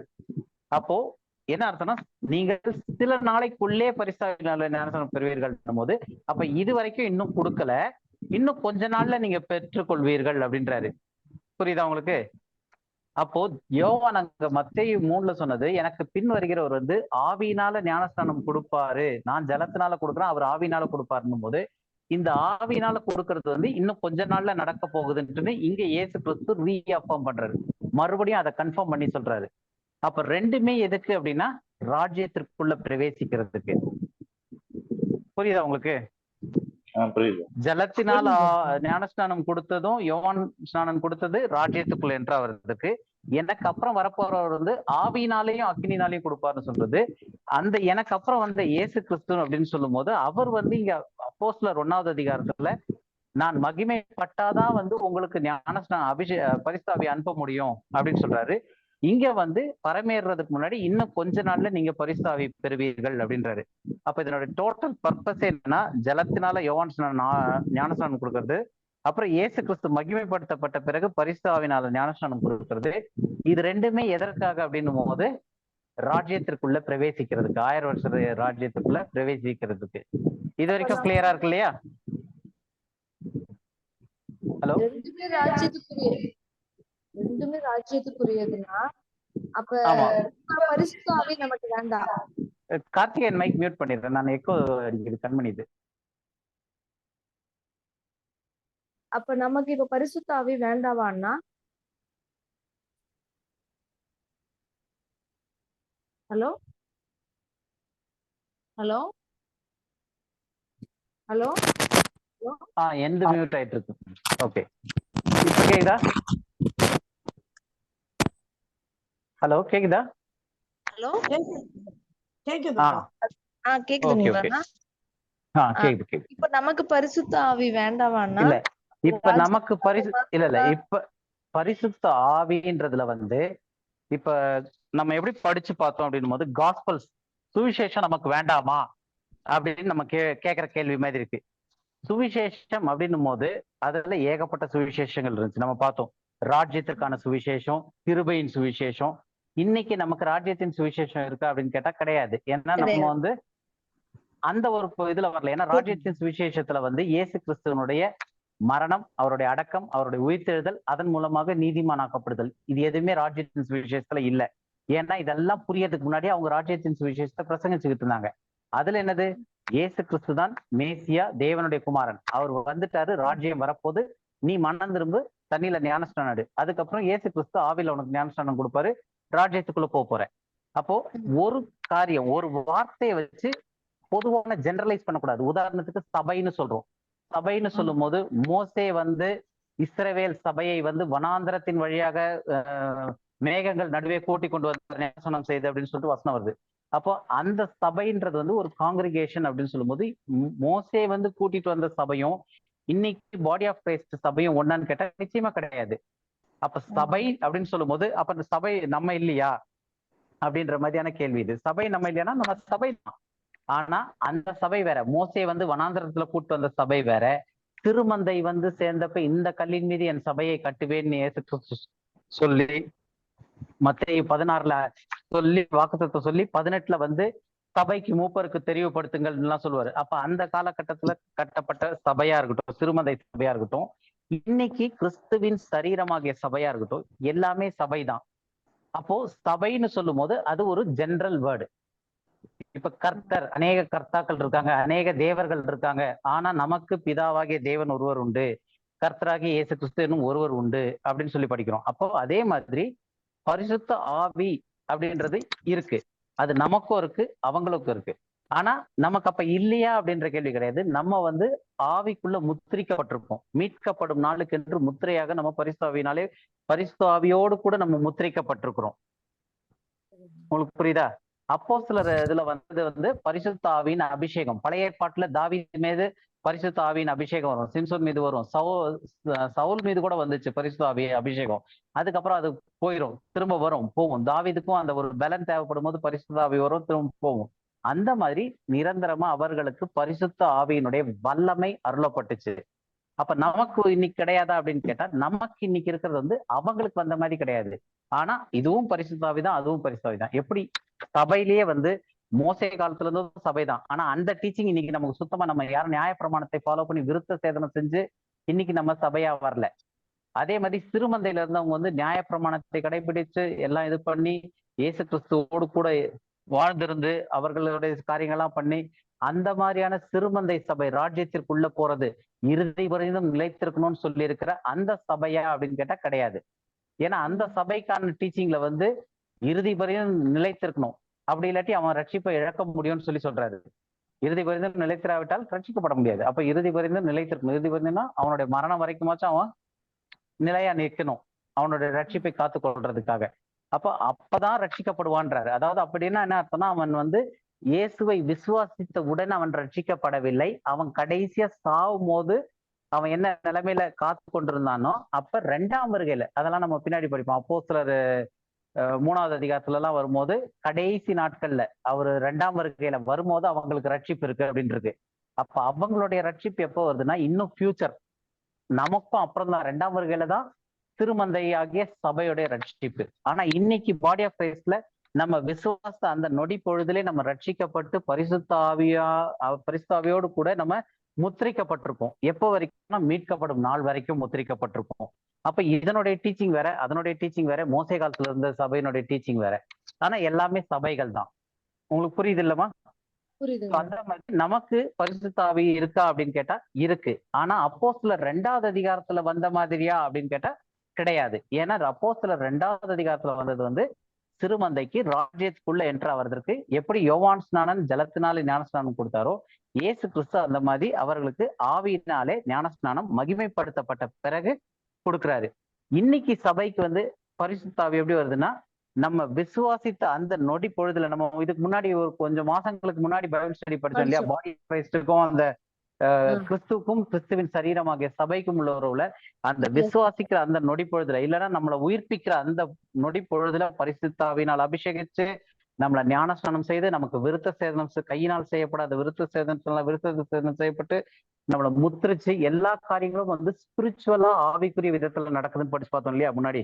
So, ஆமாங்க. அப்ப நமக்கு வந்து ஆவி இருக்கு, பரிசுத்த ஆவி நமக்கு அருளப்பட்டிருக்கு. ஆனா அப்போஸ்தலர் 2ல அவங்களுக்கு அருளப்பட்ட மாதிரி கிடையாது, அது ராஜ்யத்துக்குள்ள போறதற்கு. இது வந்து புறஜாதியாக பாடி ஆஃப் கிரைஸ்டுக்கு வந்து பரிசுத்த ஆவி எப்படி அருளப்பட்டிருக்கு அப்படின்னா முத்திரிச்சு வச்சிருக்காரு. பரிசுத்த ஆவியோடு கூட நம்மளை முத்திரிச்சு வச்சிருக்காரு, மீட்கப்படும் நாள் வரைக்கும். மீட்கப்படும் நாளுக்காக அதை முத்திரிச்சு வச்சிருக்காரு. ஓகேவா? சோ இப்போ வந்து இது கிளியர் ஆயிடுச்சு இல்லையா? ஓகே. இப்ப ஜலத்தினால் இயேசு கிறிஸ்து யோவான் ஸ்நானம் ஞானஸ்நானம் கொடுத்தாரு. இயேசு கிறிஸ்து ஆவினால் ஞானஸ்நானம் கொடுக்க போறாரு. இன்னும் மகிமைப்படாதனால சில நாளைக்குள்ள நீங்க பெறுவீர்கள் அப்படின்னு சொல்லி சொல்றாரு. இப்ப இது இவ்வளவும் எதுக்காக வந்தோம் அப்படின்னா ஒரு கேள்விதான். நம்ம ஃபர்ஸ்ட் என்ன பார்த்தோம், இயேசு கிறிஸ்துனுடைய பூமிக்குரிய ஊழியம்னு போது ரோமர்ல இருந்து எடுத்து படிச்சு பார்த்தோம், பிதாக்களுக்கு பண்ணப்பட்ட வாக்கு தத்தத்தை உறுதிப்படுத்துறதுக்கு. சோ அந்த வாக்கு தத்தத்துல என்ன, இஸ்ரவேல் தேசத்தை அவர்களுக்கே கொடுக்கிறது. இஸ்ரவேல் தேசத்துல தாவீதின் சிங்காசனத்துல இருந்து இயேசு கிறிஸ்து இந்த பூமி அனைத்தையும் ஆளுகை செய்யறது, இந்த ராஜ்யம் ஸ்தாபிக்கப்படுறது. ஸோ இதுதான் வந்து பிதாக்களுக்கு செய்து கொடுத்த வாக்குத்தத்தம். எல்லாமே அல்டிமேட்டா வந்து இந்த எருசலேம் இந்த பூமியை சுதந்திரித்துக் கொள்வார்கள், இஸ்ரவேலுக்கு அந்த தேசத்தை கொடுத்தேன் அப்படின்ட்டாரு. அப்ப அந்த தேசத்தை இஸ்ரவேலுக்கு மீண்டும், ஏன்னா இந்த காரியங்கள்லாம் நடக்கும்போது இஸ்ரவேல் தேசத்தை யார் ஆண்டுகிட்டு இருக்கிறதுனா ரோமர்கள். இயேசு கிறிஸ்து ஆளல, ரோமர்கள் ஆண்டுகிட்டு இருக்காங்க. அதனாலதான் சீஷர்கள் வந்து இந்த காலத்துல அது ராஜ்யத்தை மீட்டு கொடுப்பீர் இஸ்ரவேலுக்கு அப்படின்னு கேக்குறாங்க. அப்போ இந்த டோட்டல் கான்செப்ட் என்னன்னா, ராஜ்யம் இஸ்ரவேலுக்கு மீட்டு கொடுக்கப்படுறது, இயேசு கிறிஸ்து ராஜாவா வந்து ஆளுகை செய்யறது. இதுதான் டோட்டல் கான்செப்ட் இங்க போய்கிட்டு இருக்கிறது. இந்த கான்டெக்ட்டை விட்டுட்டு நம்ம தனித்தனியா பிச்சு எடுக்கிறனாலதான் ஏகப்பட்ட டீச்சிங், ஏகப்பட்ட குழப்பம், ஏகப்பட்ட டினாமினேஷன்ஸ். புரியுதா உங்களுக்கு? அப்போ இப்ப இதுல கேள்வி என்ன அப்படின்னா, இயேசு கிறிஸ்து சிலுவையில மரிக்கிறதுக்கு முன்னாடி பேசினது ராஜ்யத்தை குறித்ததான செய்திகள், அதற்கான காரியங்களை செஞ்சாரு. இயேசு கிறிஸ்து சிலுவையில மரிச்சு பரமேற வரைக்கும் அப்போஸ்தலர் 1வது அதிகாரம் 9வது வசனத்துல பார்த்தோம் இல்லையா? 8-9 படிங்க. அப்போஸ்தலர் 1:8-9. பரிசுத்த ஆவி உங்களிடத்தில் வரும்பொழுது நீங்கள் பலனடைந்து எருசலேமிலும் யூதேயா முழுவதிலும் சமாரியாவிலும் பூமியின் கடைசி பரியந்தமும் எனக்கு சாட்சிகளாய் இருப்பீர்கள். இவைகளை அவர் சொன்ன பின்பு அவர்கள் பார்த்து கொண்டிருக்கையில் உயர எடுத்துக் கொள்ளப்பட்டார். அவர்கள் கண்களுக்கு மறைவாக ஒரு மேகம் அவரை எடுத்துக்கொண்டது. சோ இந்த காரியத்தை கடைசியா அவர் என்ன சொல்றாரு, பரிசுத்த ஆவியை குறித்து இதெல்லாம் சொல்லி நீங்க எனக்கு சாட்சிகளா இருப்பீர்கள்னு சொல்லிட்டு இவைகளை அவர் சொன்ன பின்பு அவர்கள் பார்த்து கொண்டிருக்கையில், அப்ப இதைதான் நம்ம ஃபர்ஸ்ட் பார்த்தோம், மகிமை அடைந்த பிறகு மகிமை அடையறதுக்கு முன்னாடின்னு பார்த்து கொண்டிருக்கையில் மேகங்கள் மேல போயிட்டாரு. அப்போ இயேசு கிறிஸ்து இந்த இடத்துல கடைசியா உயிர்த்தெழுந்த சரீரத்தோடு கூட அவர் கடைசியா செய்த காரியம் என்னது, அவங்களுக்கு ராஜ்யத்தை இஸ்ரவேலுக்கு ராஜ்யத்தை குறித்ததான காரியத்தை சொல்றாரு சிறுமந்தைக்கு. அதற்கப்புறம் அந்த சிறுமந்தையை நீங்க எருசலேமிலே தரித்திருங்க, இன்னும் கொஞ்ச நாள்ல உங்களுக்கு வந்து பரிசுத்த ஆவியின் பலன் அடைவீர்கள். ஏன்னா இவர் மேலே ஏறி போயிட்டாருன்னா பரிசுத்த ஆவி தேற்றரவாளன் அனுப்புவாரு, அவர் எல்லாத்தையும் பார்த்துக்குவாரு. அவர் வந்த பிறகு நீங்க பலன் அடைவீங்க அப்படின்னு சொல்லிட்டு அவர் மகிமை அடை போறத பத்தி வச்சு அவர் சொல்றாரு. சோ பரமேறி போன பிறகு அவர் மகிமை அடைகிறாரு. சோ இது வரைக்குமே நம்ம என்னன்னு பார்த்தோம், இஸ்ரவேலுக்கு அந்த சிறுமந்தை ராஜ்யத்தை எப்படி சுதந்திரிக்கிறதுன்றத தான் பண்ணிக்கிட்டு போயிட்டு இருக்காரு. இப்போ இயேசு கிறிஸ்து மகிமை அடைந்த பிறகுதான் பரிசுத்த ஆவி வரும். கிளியர் தானே? இயேசு கிறிஸ்து மகிமை அடைகிறதுக்கு முன்னாடி பரிசுத்த ஆவி அருளப்படுமா? ஏன்னா வசனம் நம்ம பார்த்தோம், அவர் மகிமை படுத்தப்பட்டாலே ஒழிய பரிசுத்தாவி வராது. அப்ப பரிசுத்தாவி வரணும் அப்படின்னா மகிமைப்படுத்தப்பட்ட பிறகுதான் வர முடியும். அப்ப இயேசு கிறிஸ்து மகிமைப்படுத்தப்பட்ட பிறகு அவர் செஞ்ச முதல் காரியம் என்னது? இந்த கிருபைக்குரிய காஸ்பல், இந்த கிருபைன்ற சுவிசேஷம், அந்த காரியத்தெல்லாம் செஞ்சாரா? இல்லாட்டி தீர்க்க தரிசனத்தின் அடிப்படையில எப்படி இவ்வளவு காலம் அந்த ராஜ்யத்தை குறித்ததான காரியங்களை செஞ்சுட்டு வந்தாரோ அதே காரியத்தினுடைய கண்டினியூஷன் நடக்குதா? கண்டினியூஷன் நடக்குது. எப்படி கண்டினியூஷன் நடக்குது? அந்த பெந்தெகோஸ்தே நாள்ல அப்போஸ்தலர்களுக்கு 2வது அதிகாரத்திலேயே இது பண்றாரு. அப்ப அது அந்த பரிசுத்த ஆவி இறங்குறாரு. அப்ப அது ராஜ்யத்தை குறித்து 9வது அதிகாரத்துலதான் பவுல் கிட்ட பேசுறாரு. இது மகிமையில பேசுறாரு. ஓகே, அப்போ நமக்கு இப்ப கிளியரா என்ன தெரியும்? இது எல்லாருக்கும் புரியுது இல்லையா? சோ அவரு கிளியரா என்ன சொல்றாரு, என்ன சொல்ல வர்றாங்கன்னா, இயேசு கிறிஸ்து பரமேறி போற வரைக்கும் ராஜ்யத்தின் சுவிசேஷத்தை பேசினது மட்டும் இல்ல ராஜ்யத்தை குறித்து பேசினது மட்டும் இல்ல, பரமேறி போயிட்டு மகிமை அடைந்த பிறகு அவர் செஞ்ச முதல் காரியமும் ராஜ்யத்துக்குரியதே தான். அப்படின்னா என்ன அர்த்தம்னா, அவருடைய பூமிக்குரிய ஊழியம் தான் இன்னும் கண்டினியூ ஆகுது. கிளியரா இருக்கா? அவர் இந்த பூமிக்குரிய ஊழியத்துல மாம்சத்துல வந்தப்பயும் இந்த பூமிக்குரிய ஊழியத்துல உரிய காரியம், பூமிக்குரிய ஊழியம்னு நான் சொல்லும் போது இந்த 1000 வருஷ அரசாட்சியை ஸ்தாபிக்கிறதும் திருமந்தையை அதுக்குள்ள கொண்டு போறதற்குமான காரியங்கள் தான் வாக்குத்தத்தம் பண்ணப்பட்டது. அதை தான் செஞ்சுட்டு வர்றாரு. அதே காரியத்தை தான் அவர் மரித்து உயிர் தெழுந்த பிறகும் 40 நாளும் செய்யறாரு. அவர் பரமேறி போய் மகிமை அடைந்த பிறகும் செஞ்ச முதல் காரியம் பரிசுத்த ஆவியை அனுப்புறது. பரிசுத்த ஆவி அனுப்புறது இன்னைக்கு இருக்கிற கிருபையின் கால சபைக்கான டீச்சிங் கிடையாது. ஏன்னா அது ராஜ்யத்திற்குள்ள என்ட்ராக போறதற்கு யோவான் ஸ்நானன் முதலாவது ஜலத்தினால ஞானஸ்நானம் கொடுக்குறான். அவருக்கு பின் வரப்போகிறவர் ஆவியினாலும் அக்னினாலும் ஞானஸ்நானம் கொடுப்பாரு. இந்த 2 காரியமும் எதற்கான போக்கஸ் அப்படின்னா, இஸ்ரவேல் ஜனங்கள், அதாவது விசுவாசித்த யூதர்கள், இன்னொரு பேர்ல சிறுமந்தை தேவனுடைய ராஜ்யத்திற்குள்ள, அதாவது 1000 வருஷ அரசாட்சிக்குள்ள பிரவேசிக்கிறதற்கான ப்ராசஸ். அதுலதான் மனம் திரும்பணும், ஜலத்தினால ஞானஸ்நானம் எடுக்கணும், அதற்கப்புறம் இயேசு கிறிஸ்து பரிசுத்தாவி கொடுக்கணும். அந்த பரிசுத்தாவி கொடுக்கறது அவர் மகிமைப்படுத்தப்பட்ட பிறகுதான் கொடுக்க முடியும். அந்த காரியத்தை இங்க வாக்குத்தத்தமா 1வது அதிகாரத்துல சொல்லிட்டு 2வது அதிகாரத்துல அவர் மகிமைப்படுத்தப்பட்ட பிறகு பரிசுத்தாவியானவர் அருளப்படுறார். அப்ப பரிசுத்தாவியானவர் அருளப்பட்டதனுடைய நோக்கம், அப்போஸ்தலர் 2 அவர்களுக்கு பரிசுத்தாவி அந்த அருளப்பட்டதனுடைய என்ன காரணத்திற்காக அருளப்பட்டுச்சு அப்படின்னா, அவர்கள் ராஜ்யத்திற்குள்ளாக பிரவேசிக்கிறதற்கு. புரியுதா இது வரைக்கும்?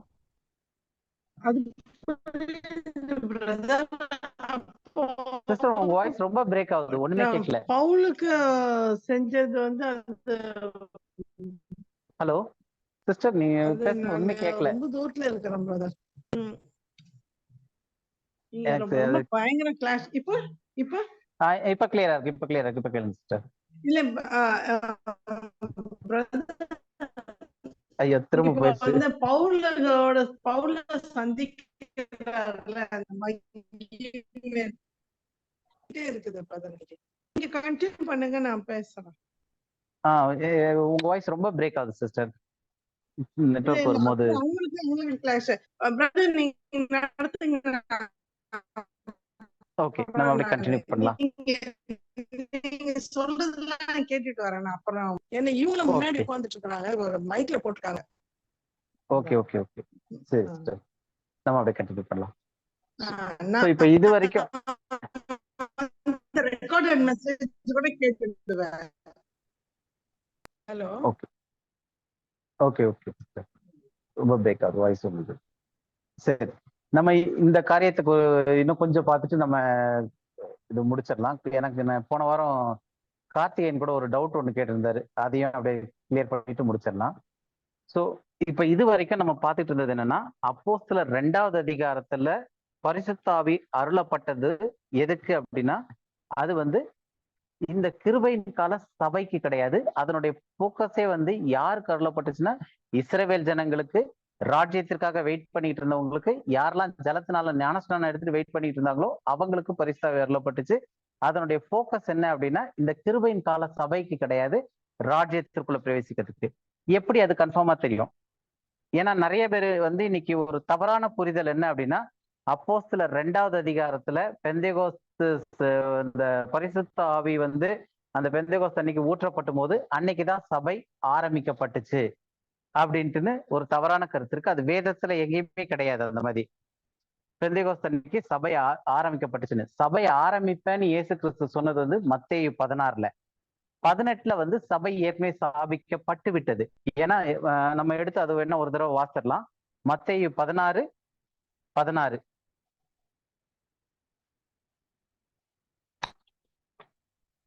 மத்தேயு 16:16.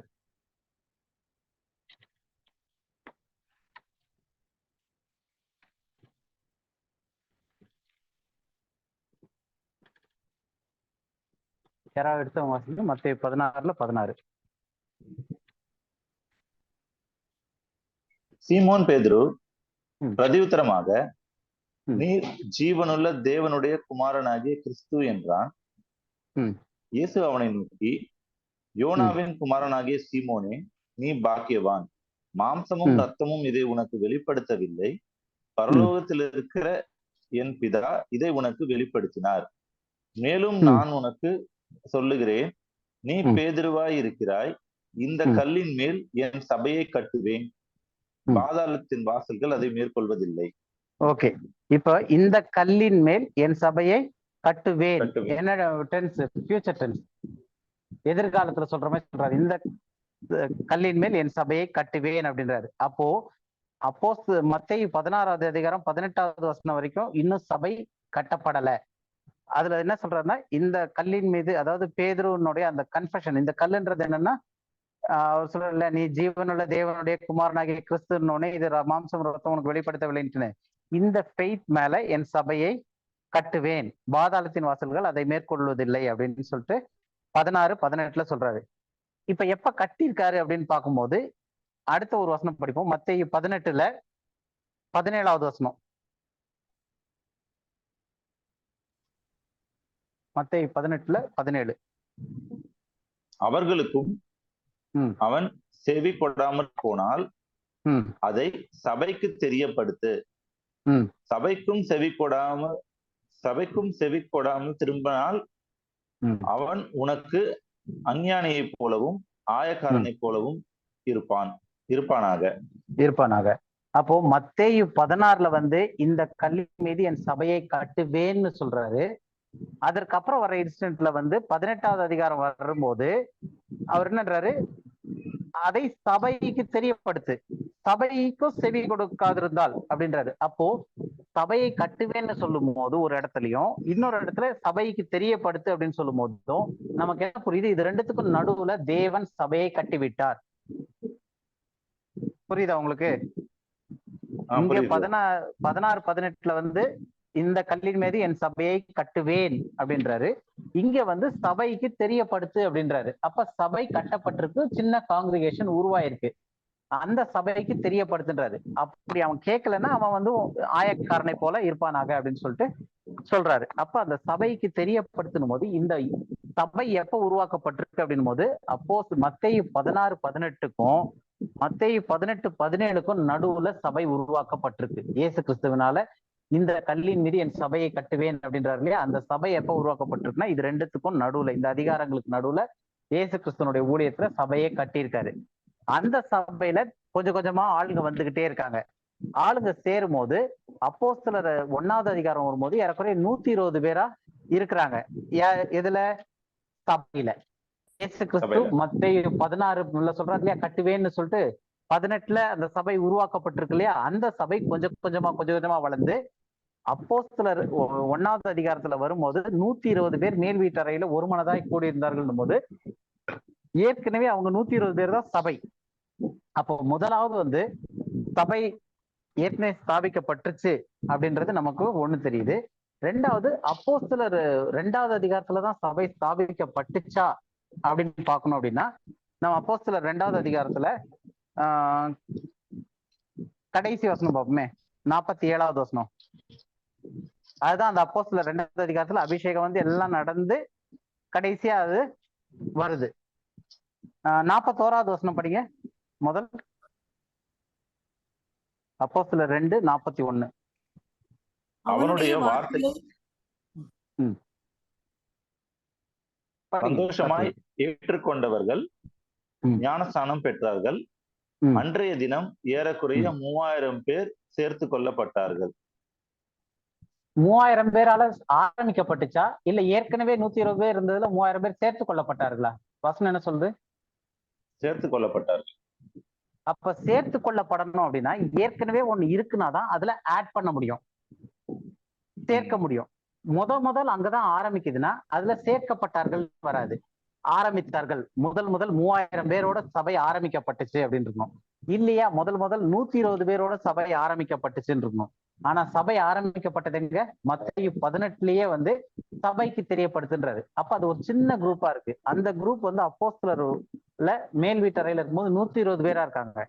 அப்ப 120 பேர் இருக்க சபையில ஏற்கனவே அவங்க எல்லாருமே வந்து விசுவாசம் தான் காத்துக்கிட்டு இருக்காங்க. அன்னைக்கு டேட்ல வந்து பலன் அடைந்த பிறகு அவங்க அன்னைக்கு சபையில எத்தனை பேர் சேர்க்கப்படுறாங்க? 3000 பேர் 3000 பேர். சபையை ஆரம்பிக்கல, சேர்க்கப்பட்டார்கள். அடுத்தது அதே இதுல 47வது வசனம் படிங்க. தேவனை துதித்து ம். ஜனங்கள் எல்லாரிடத்திலும் ம். தயவு பெற்றிருந்தார்கள். ம். ரட்சிக்கப்படுகிறவர்களை கர்த்தர் அனுதினமும் சபையிலே சேர்த்து கொண்டு வந்தார்.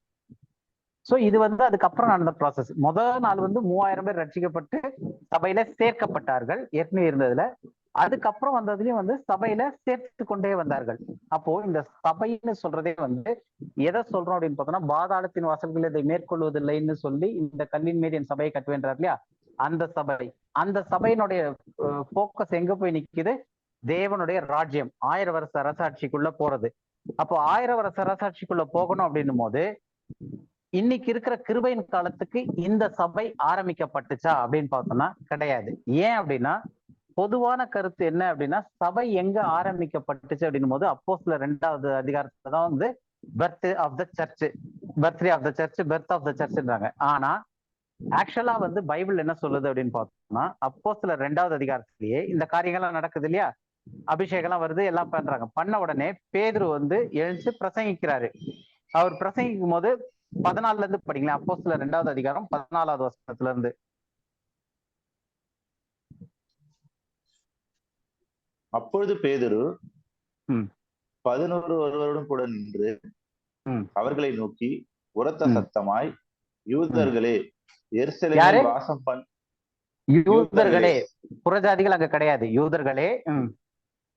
எருசலேமில் வாசம் பண்ணுகிற ஜனங்களே, நீங்கள் எல்லோரும் அறிந்து கொள்வீர்களாக, என் வார்த்தைகளுக்கு செவி கொடுங்கள். நீங்கள் நினைக்கிறபடி இவர்கள் வெறி கொண்டவர்கள் அல்ல.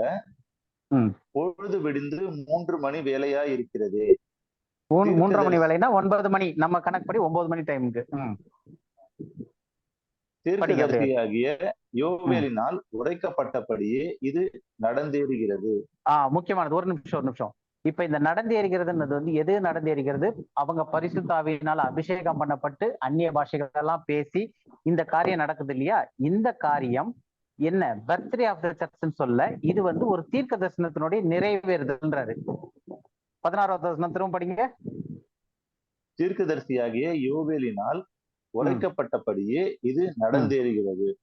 இது நடந்தேறுகிறது. இப்ப நடக்கிறது அப்போஸ்தலர் 2வது அதிகாரத்துல நடக்கிறது என்னன்னா, யோவேல் தீர்க்கதரிசனால என்ன சொல்லப்பட்டிருக்கோ அதுதான் நடக்குது அப்படின்னு. அப்ப யோவேல் தீர்க்கதரிசி என்ன சொல்லியிருக்காரு?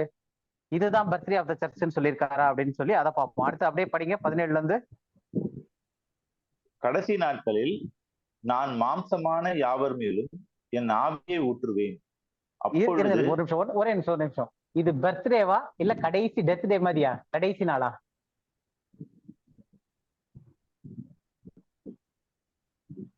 அதாவது சபை கடைசி நாள் தான் போட்டிருக்கு. அப்ப சபை ஆரம்பிச்ச நாள்னு போடல. சபை வந்து ஏற்கனவே அங்க ஆரம்பிச்சு அது வந்துகிட்டே இருந்து, அந்த சபையினுடைய சிறுமந்தை சபையினுடைய நோக்கம் என்ன? அவங்க எதுக்காக ஜலத்தினால ஞானஸ்நானம் எடுத்தாங்க? எதுக்காக ஆவினால ஞானஸ்நானம் இயேசு கிறிஸ்துவால பெற்றாங்கன்னா, அவங்க ராஜ்யத்துக்குள்ள போகணும். ஸோ ராஜ்யத்துக்குள்ள போறதுதான் கடைசி நாள் அவங்கள பொறுத்த வரைக்கும். அப்ப அது வந்து ஒரு புது கிருபையின் காலத்தினுடைய சபையை ஆரம்பிக்கிற ஒரு பர்த்டேவோ அந்த ஒரு காரியமோ அங்க கிடையாது. இஸ்ரவேல் ஜனங்கள் ராஜ்யத்திற்காக வெயிட் பண்ணிட்டு இருந்தவங்களுக்கு ஜலத்தினால ஞானஸ்நானமும் முடிஞ்சிருச்சு, ஆவியினால ஞானஸ்நானமும் முடிஞ்சிருச்சு. அந்த ஆவியினுடைய ஞானஸ்நானத்தை வந்து யோவேல் தீர்க்கதரிசி முன்னாடியே சொல்லியிருக்காரு. அதனுடைய நிறைவேறுதல் தான் இப்ப நடக்குது. அவர் என்ன சொல்லியிருக்காருன்றதையும் பேதுரு அப்படியே கோட் பண்ணி சொல்றாரு. என்ன சொல்றாரு? இது கடைசி நாள்ல நடக்கும்னு சொல்லி யோவேல் தீர்க்கதரிசி சொல்லியிருக்காரு. அந்த கடைசி நாள் தான் இது. அப்ப இது பர்த்டேன்னு நம்ம சொல்றோம் அப்படின்னா எவ்வளவு ஒரு அபத்தம். அப்போ அந்த கடைசி நாள் அப்படின்றதுல வந்து என்ன போட்டிருக்கு? அப்படியே படிங்க அந்த 17வது வசனம், 17, 18. கடைசி நாட்களில் நான் மாம்சமான யாவர் மேலும் என் ஆவியை ஊற்றுவேன். அப்பொழுது உங்கள் குமாரரும் உங்கள் குமாரத்திகளும் தீர்க்க தரிசனம் சொல்லுவார்கள். உங்கள் வாலிபர்கள் தரிசனங்களை அடைவார்கள். உங்கள் மூப்பர் சொப்பனங்களை காண்பார்கள். என்னுடைய ஊழியக்காரர் மேலும் என்னுடைய ஊழியக்காரிகள் மேலும் அந்நாட்களில் என் ஆவியை ஊற்றுவேன். அப்பொழுது அவர்கள் தீர்க்க தரிசனம் சொல்லுவார்கள். சோ அந்நாட்களில் என்னுடைய ஊழியக்காரர்கள் மீது என் ஆவியை ஊற்றுவேன், தீர்க்க தரிசனம் சொல்லுவாங்க, விஷன்ஸ் பார்ப்பாங்க. இதெல்லாம் சொன்னது என்ன அப்படின்னா கடைசி நாட்கள்ல இப்படி நான் செய்வேன்னு சொன்னாரே யோவேல் தீர்க்க தரிசனால, அந்த கடைசி நாள்ல ஆவி ஊற்றப்பட்டு நிறைவேறக்கூடிய காரியங்கள் தான் இப்ப நடந்துகிட்டு இருக்கு அப்படின்னு சொல்லிட்டு பவுலுடைய பேதுருவோடைய டைரக்ட் எக்ஸ்பிளனேஷன் இது. இன்னைக்கு இருக்கிற சபைக்கான எக்ஸ்பிளனேஷன் கிடையாது இது. இன்னைக்கு பிரசங்கம் பண்றவங்களும் இந்த எக்ஸ்பிளனேஷன் எடுத்து பண்றது இல்ல. இது வந்து பேதுரு அங்க லிட்டரலா முதல் அவர் தான் வந்து திருமந்தைக்கான லீடர். அந்த பேதுரு வந்து எக்ஸ்பிளைன் பண்ணி பைபிள்ல இந்த அப்போஸ்தலர் 2வது அதிகாரத்துல அபிஷேகம் எதுக்கு கொடுக்கப்பட்டிருக்கு அப்படின்ட்டு இந்த விஷயம் வந்து என்னன்னு சொல்றாருன்னா யோவேல் தீர்க்கதரிசி சொன்னது நிறைவேறிக்கிட்டு இருக்கு. இப்பதான் என்ன சொல்லியிருக்காரு? கடைசி நாள்ல. அப்ப அப்போஸ்தலர் 2வது அதிகாரத்துல சபை பர்த்டே கிடையாது, சபையினுடைய கடைசி நாட்கள். எந்த சபை?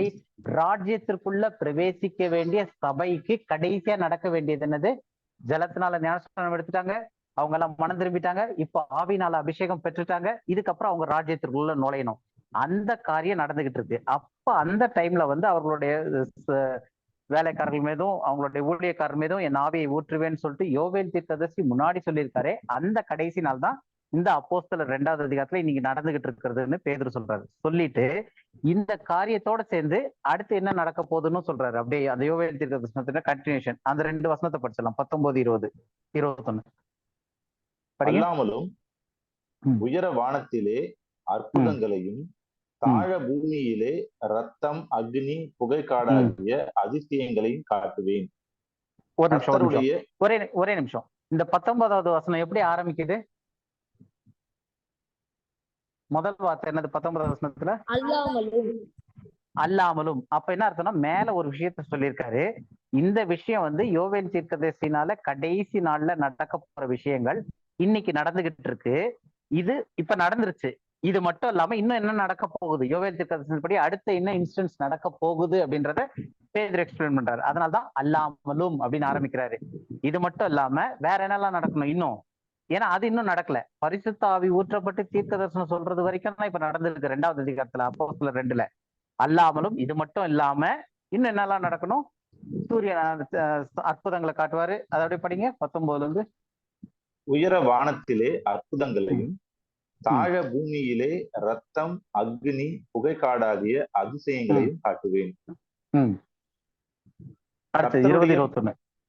கர்த்தருடைய பெரிதும் பிரகாசமுமான நாள் வரும் முன்னே சூரியன் இருளாகவும் சந்திரன் ரத்தமாகவும் மாறும். அப்பொழுது கர்த்தருடைய நாமத்தை தொழுது கொள்ளுகிறவன் எவனோ அவன் ரட்சிக்கப்படுவான் என்று தேவன் உரைத்திருக்கிறார். யார் மூலமா உரைத்தாரு? யோவேல் தீர்க்கதரிசினால உரைத்திருக்கிறாரு. அப்ப இந்த காரியங்கள் தான் இப்ப நடந்துகிட்டு இருக்குன்னு சொல்லிட்டு இப்ப அப்போஸ்தலர் 2வது அதிகாரத்துல நடக்கிற இந்த சம்பவம் வந்து கடைசி நாள்ல தீர்க்கதரிசிகள் அவர்களுடைய ஊழியக்காரர் மேல பரிசுத்த ஊற்றுவேன்னு சொல்லியிருக்காரு. அது நடக்குது. இது மட்டும் இல்லாம இப்ப அதுக்கு அடுத்து என்ன நடக்க போகுதுன்னா அற்புதங்கள், அடையாளங்கள் வானத்திலையும் பூமியிலையும் காட்டி இந்த எதுனா கடைசி இந்த 7 வாரம் உபத்திரவ காலம் எல்லாம் சொல்றாங்க இல்லையா, 7 வருஷம் உபத்திரவ காலம், அதுல கடைசியில நடக்க போற சம்பவத்தையும் சேர்த்து சொல்றாரு. அப்போ இவங்களுக்கு வந்து அது எப்ப நடக்க போகுதுன்னா அது நடந்து முடிஞ்ச உடனே இயேசு கிறிஸ்துனுடைய 2ஆம் வருகை வரும், ராஜ்யத்திற்குள்ள பிரவேசிக்க போறாங்க. அப்போ அதனாலதான் வந்து இது கடைசி நாள் யோவேல் தீர்க்கதரிசனால சொன்னது நிறைவேறுதுன்னு சொல்றாரே தவிர இது வந்து இன்னைக்கு பிரசங்கிக்கிற மாதிரி கிருபையின் காலத்தினுடைய சபையினுடைய ஆரம்ப நாள் கிடையாது. இது வந்து அந்த அபிஷேகம் கொடுக்கப்பட்டதும் சரி, பெந்தேகோஸ்தே நாள்ல அவங்களுக்கு வந்ததும் சரி, என்ன பர்பஸ்னா அந்த அபிஷேகம் தான் வந்து அவங்களுக்கு கடைசி காரியம். யாருக்கு? சிறுமந்தைக்கு ராஜ்யத்திற்குள்ள பிரவேசிக்கிறதுக்கு.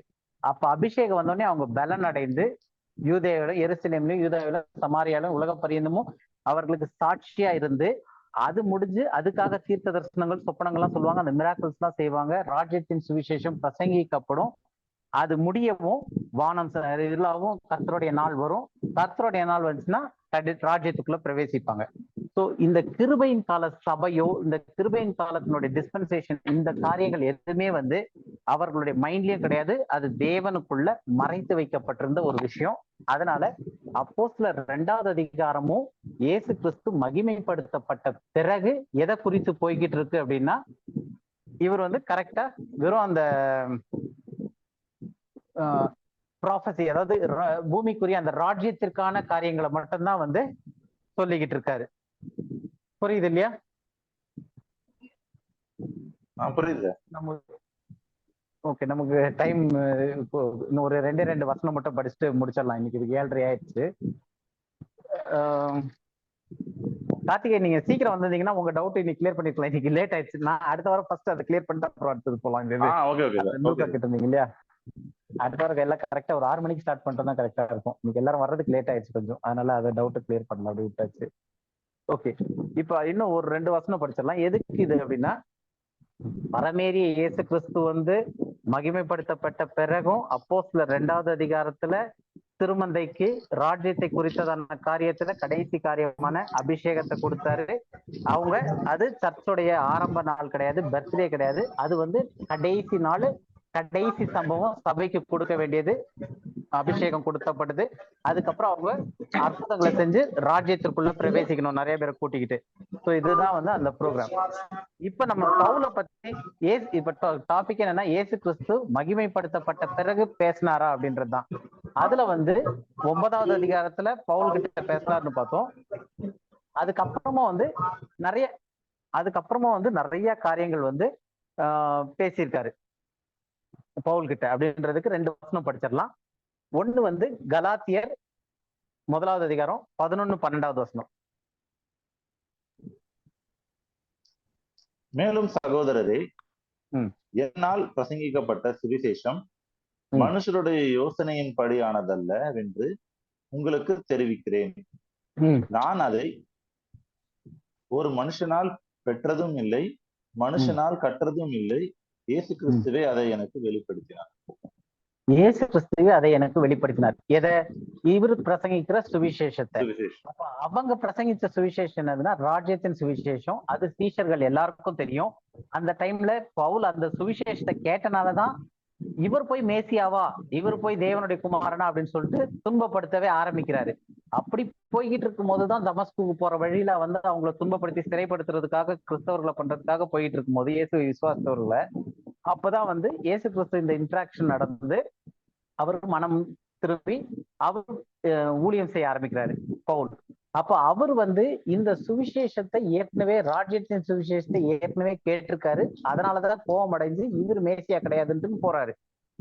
அப்போ அந்த சுவிசேஷம் அவருக்கு தெரியும். ஆனா இங்க என்ன சொல்றாரு? மேலும் சகோதரரே, என்னால் பிரசங்கிக்கப்பட்ட சுவிசேஷம் மனுஷருடைய யோசனையின்படியானது அல்ல, உங்களுக்கு தெரிவிக்கிறேன், உண்டானதல்ல என்று தெரிவிக்கிறேன். நான் அதை ஒரு மனுஷனிலிருந்து பெற்றதும் இல்லை, மனுஷனால் கற்றதும் இல்லை. அப்போ ராஜ்யத்தின் சுவிசேஷத்தை இவர் இங்க பேசவே இல்லைன்னு கிளியர் பண்றாரு. சொல்லிட்டு இயேசு கிறிஸ்துவே அதை எனக்கு வெளிப்படுத்தினார். அப்ப அங்க இருந்த காரியம் வரை இதை வந்து அதுக்கப்புறம், ஏன்னா அப்போஸ்தலர் 9வது அதிகாரத்துல பார்க்கும்போது இயேசு கிறிஸ்து அங்க எந்த சுவிசேஷத்தையும் பவுலுக்கு வெளிப்படுத்தல.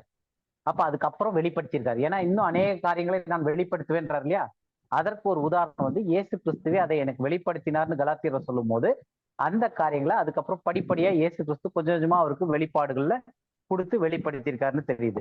அதுக்கு இன்னும் உறுதிப்படுத்துற விதமா இன்னும் ஒரு வசனத்தை படிச்சிடலாம், அதோட முடிச்சுக்கலாம் இன்னைக்கு. 2 கொரிந்தியர் 12வது அதிகாரம் 1 வசனம். மேன்மை பாராட்டுகிறது எனக்கு தகுதி அல்லவே, ஆகிலும் கர்த்தர் அருளிய தரிசனங்களையும் வெளிப்படுத்துதல்களையும் சொல்லுகிறேன். கர்த்தர் அருளியன்னு போட்டிருக்கு இல்லையா? ஆக்சுவலா அதனுடைய சரியான மொழிபெயர்ப்பு வந்து கர்த்தர் அருளுகின்ற அப்படின்னு வரணும். இங்கிலீஷ்ல படிச்சு பார்த்தா கரெக்டா இருக்கும். It is not expedient for me doubtless to glory, I will come to visions and revelations of the Lord. அப்போ எதிர்காலத்திலையும் சேர்த்து சொல்றாரு, I will come to visions and revelations of the லார்ட்ன்ட்டு. அப்ப கர்த்தர் அருளிய அப்படின்ற மொழிபெயர்ப்பு வந்து தவறா இருக்கு. கர்த்தர் அருளியல, கர்த்தர் அருளுகின்ற. அப்ப இன்னும் கண்டினியூஸா அவருக்கு இன்னும் வந்துகிட்டு தான் இருக்கு விஷன்ஸ் 2 கொரிந்தியர் எழுதும் போதே.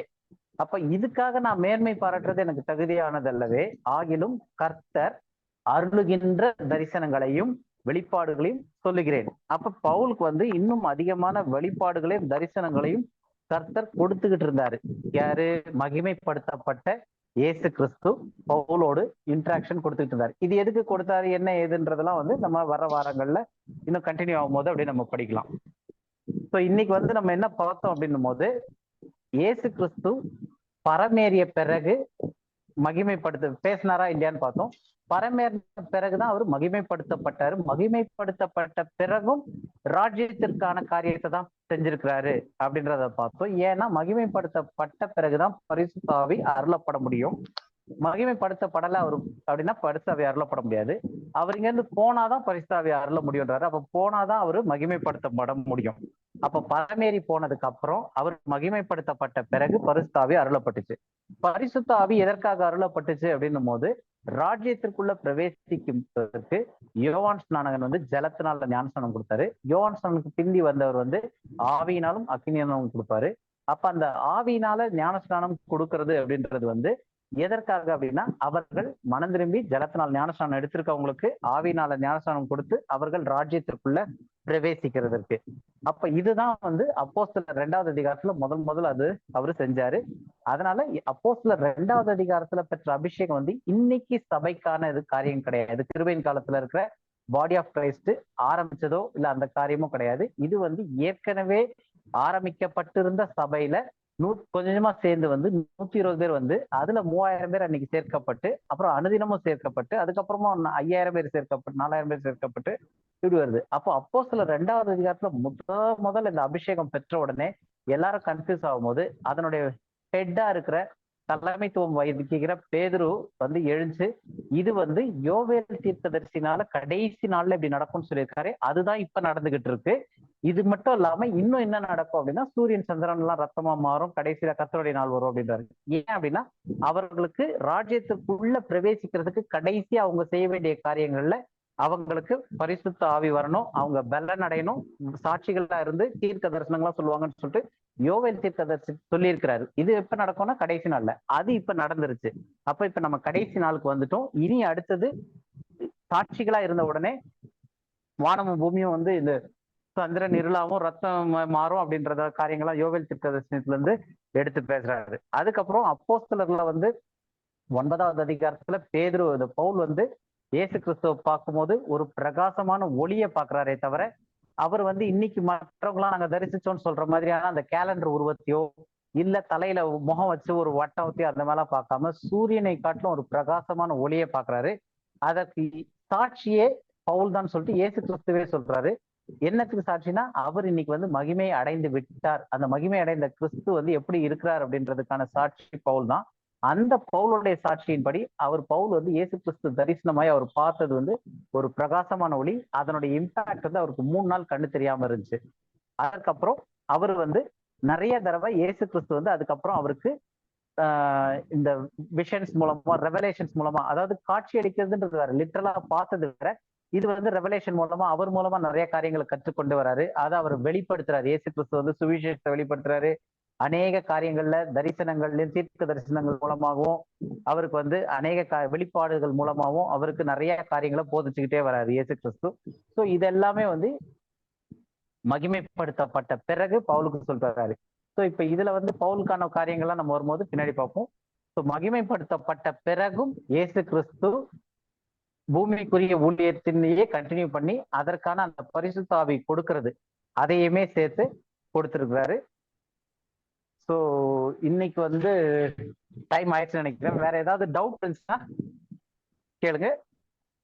நம்ம கார்த்திகேயன் டவுட் அடுத்த வாரம் ஃபர்ஸ்ட் ஸ்டார்ட் பண்ணிக்கலாம். அந்த லூக்காவை பத்தி அவர் கேட்டிருந்தாரு. ஓகே. வேற ஏதாவது இன்னைக்கு எடுத்த டாபிக்ல ஏதாவது சந்தேகம் கொஸ்டின்ஸ் இருந்தா கேளுங்க.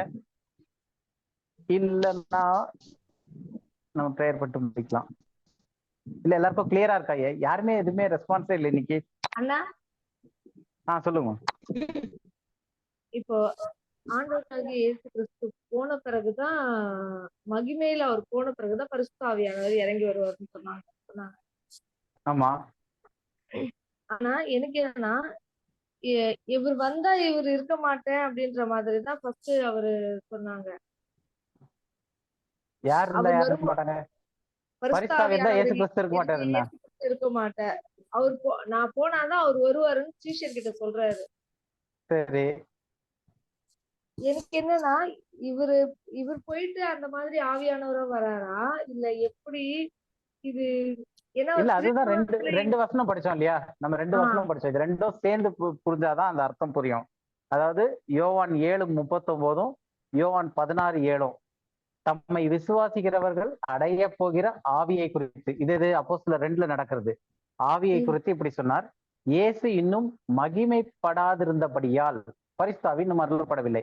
அப்போ என்ன அர்த்தம்னா, இயேசு கிறிஸ்து மகிமைப்பட்டாதான் பரிசுத்த ஆவி வர முடியும். இன்னும் அதனாலதான் இன்னும் அனுப்பப்படலை. இயேசு கிறிஸ்து எப்ப மகிமைப்படுவார்னா, அவர் பரமேறி போனாதான் மகிமைப்பட முடியும். அப்ப லிட்டரலா வந்து இயேசு கிறிஸ்து இங்க இருந்து இருக்கும்போது பரிசுத்த ஆவி அனுப்பவே முடியாது. ஏன்னா அவர் மகிமைப்பட்டாதான் இயேசு கிறிஸ்து பரிசுத்த ஆவி அனுப்ப முடியும். அவர் மகிமைப்படணும்னா அவரு இந்த பூமிக்கான இந்த உயிர்த்தெழுந்த சரீரத்துல இருந்து மகிமை அடைந்த சரீரத்திற்கு போகணும்.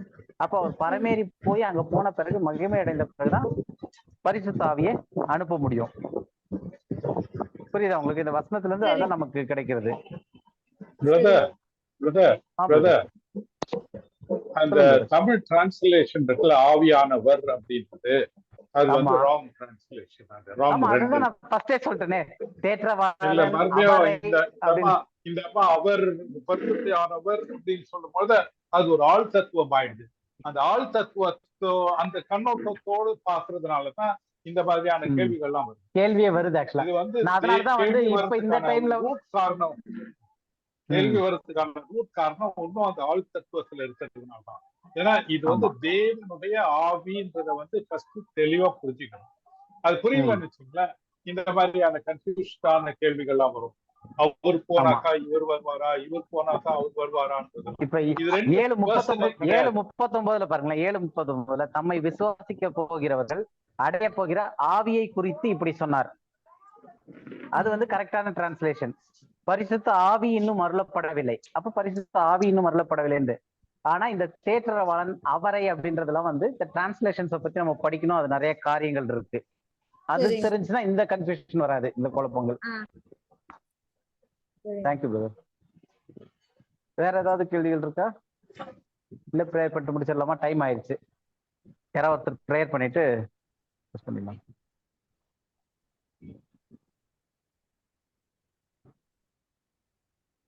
உங்களை அதிகமா நேசிக்கிறேன் தகவல் பண்ணி நீ கொடுத்த இந்த மாலை வேலைக்காக உமக்கு நன்றி செலுத்துகிறோம். இதாவே நீர் எங்களுக்கு அருளிய அந்த கிருபைக்காக உமக்கு நன்றி. இந்த 10ஓடு 11 அந்த கும்பலில் நாங்கள் இல்லாமல் எங்களை வேதத்தை ஆராய்ந்து படிக்கிற இந்த ஞானத்தை நீர் தந்தீரே, அதற்காக உமக்கு நன்றி. நீரே எங்களுக்கு வெளிச்சமா இருந்து ஒவ்வொரு காரியங்களையும் எங்களுக்கு கற்றுக் கொடுத்து வருகிறேன், அதற்காக உமக்கு நன்றி. இதாவே நீர் அருளிய ராட்னிக்காக நன்றி. அவர் மூலமாய் வந்த சாருக்காகவும் லூயிஸ் சாருக்காகவும் நன்றி. ஒவ்வொரு இந்த கூடுகையில் கலந்து கொண்டிருக்க ஒவ்வொருவரையும் நீங்க ஆசீர்வதிங்க. ஒவ்வொருவரும் அரசியல் கொடுக்குறேன், அவங்க குடும்பத்தையும் ஆசீர்வதிங்க. லூயிஸ் சாரையும் அம்மாவையும் நீங்க பலப்படுத்துங்க. அவங்கள சுகமாய் நீங்க பார்த்துக்கொள்ளுங்க. ஒவ்வொருவரையும் ஆண்டவரை கரத்தில் ஒப்பு கொடுக்குறேன். துதி கன மகிமை யாவும் செலுத்து உங்கள் மீட்பெரும் ரட்சகருமாகிய ஆண்டவராகிய இயேசு கிறிஸ்து நாமத்தில் எடுத்து ஜீவனுள்ள பிதாவே. என் ஆத்மாவே கர்த்தரை ஸ்தோத்திரி, என் ஆத்மாவே கர்த்தரை ஸ்தோத்திரி, சகல வல்லமையுள்ளவரே. ஆமென். ஆமென். Praise the Lord. ஸ்தோத்திரம் brother. Praise the Lord. Thank you.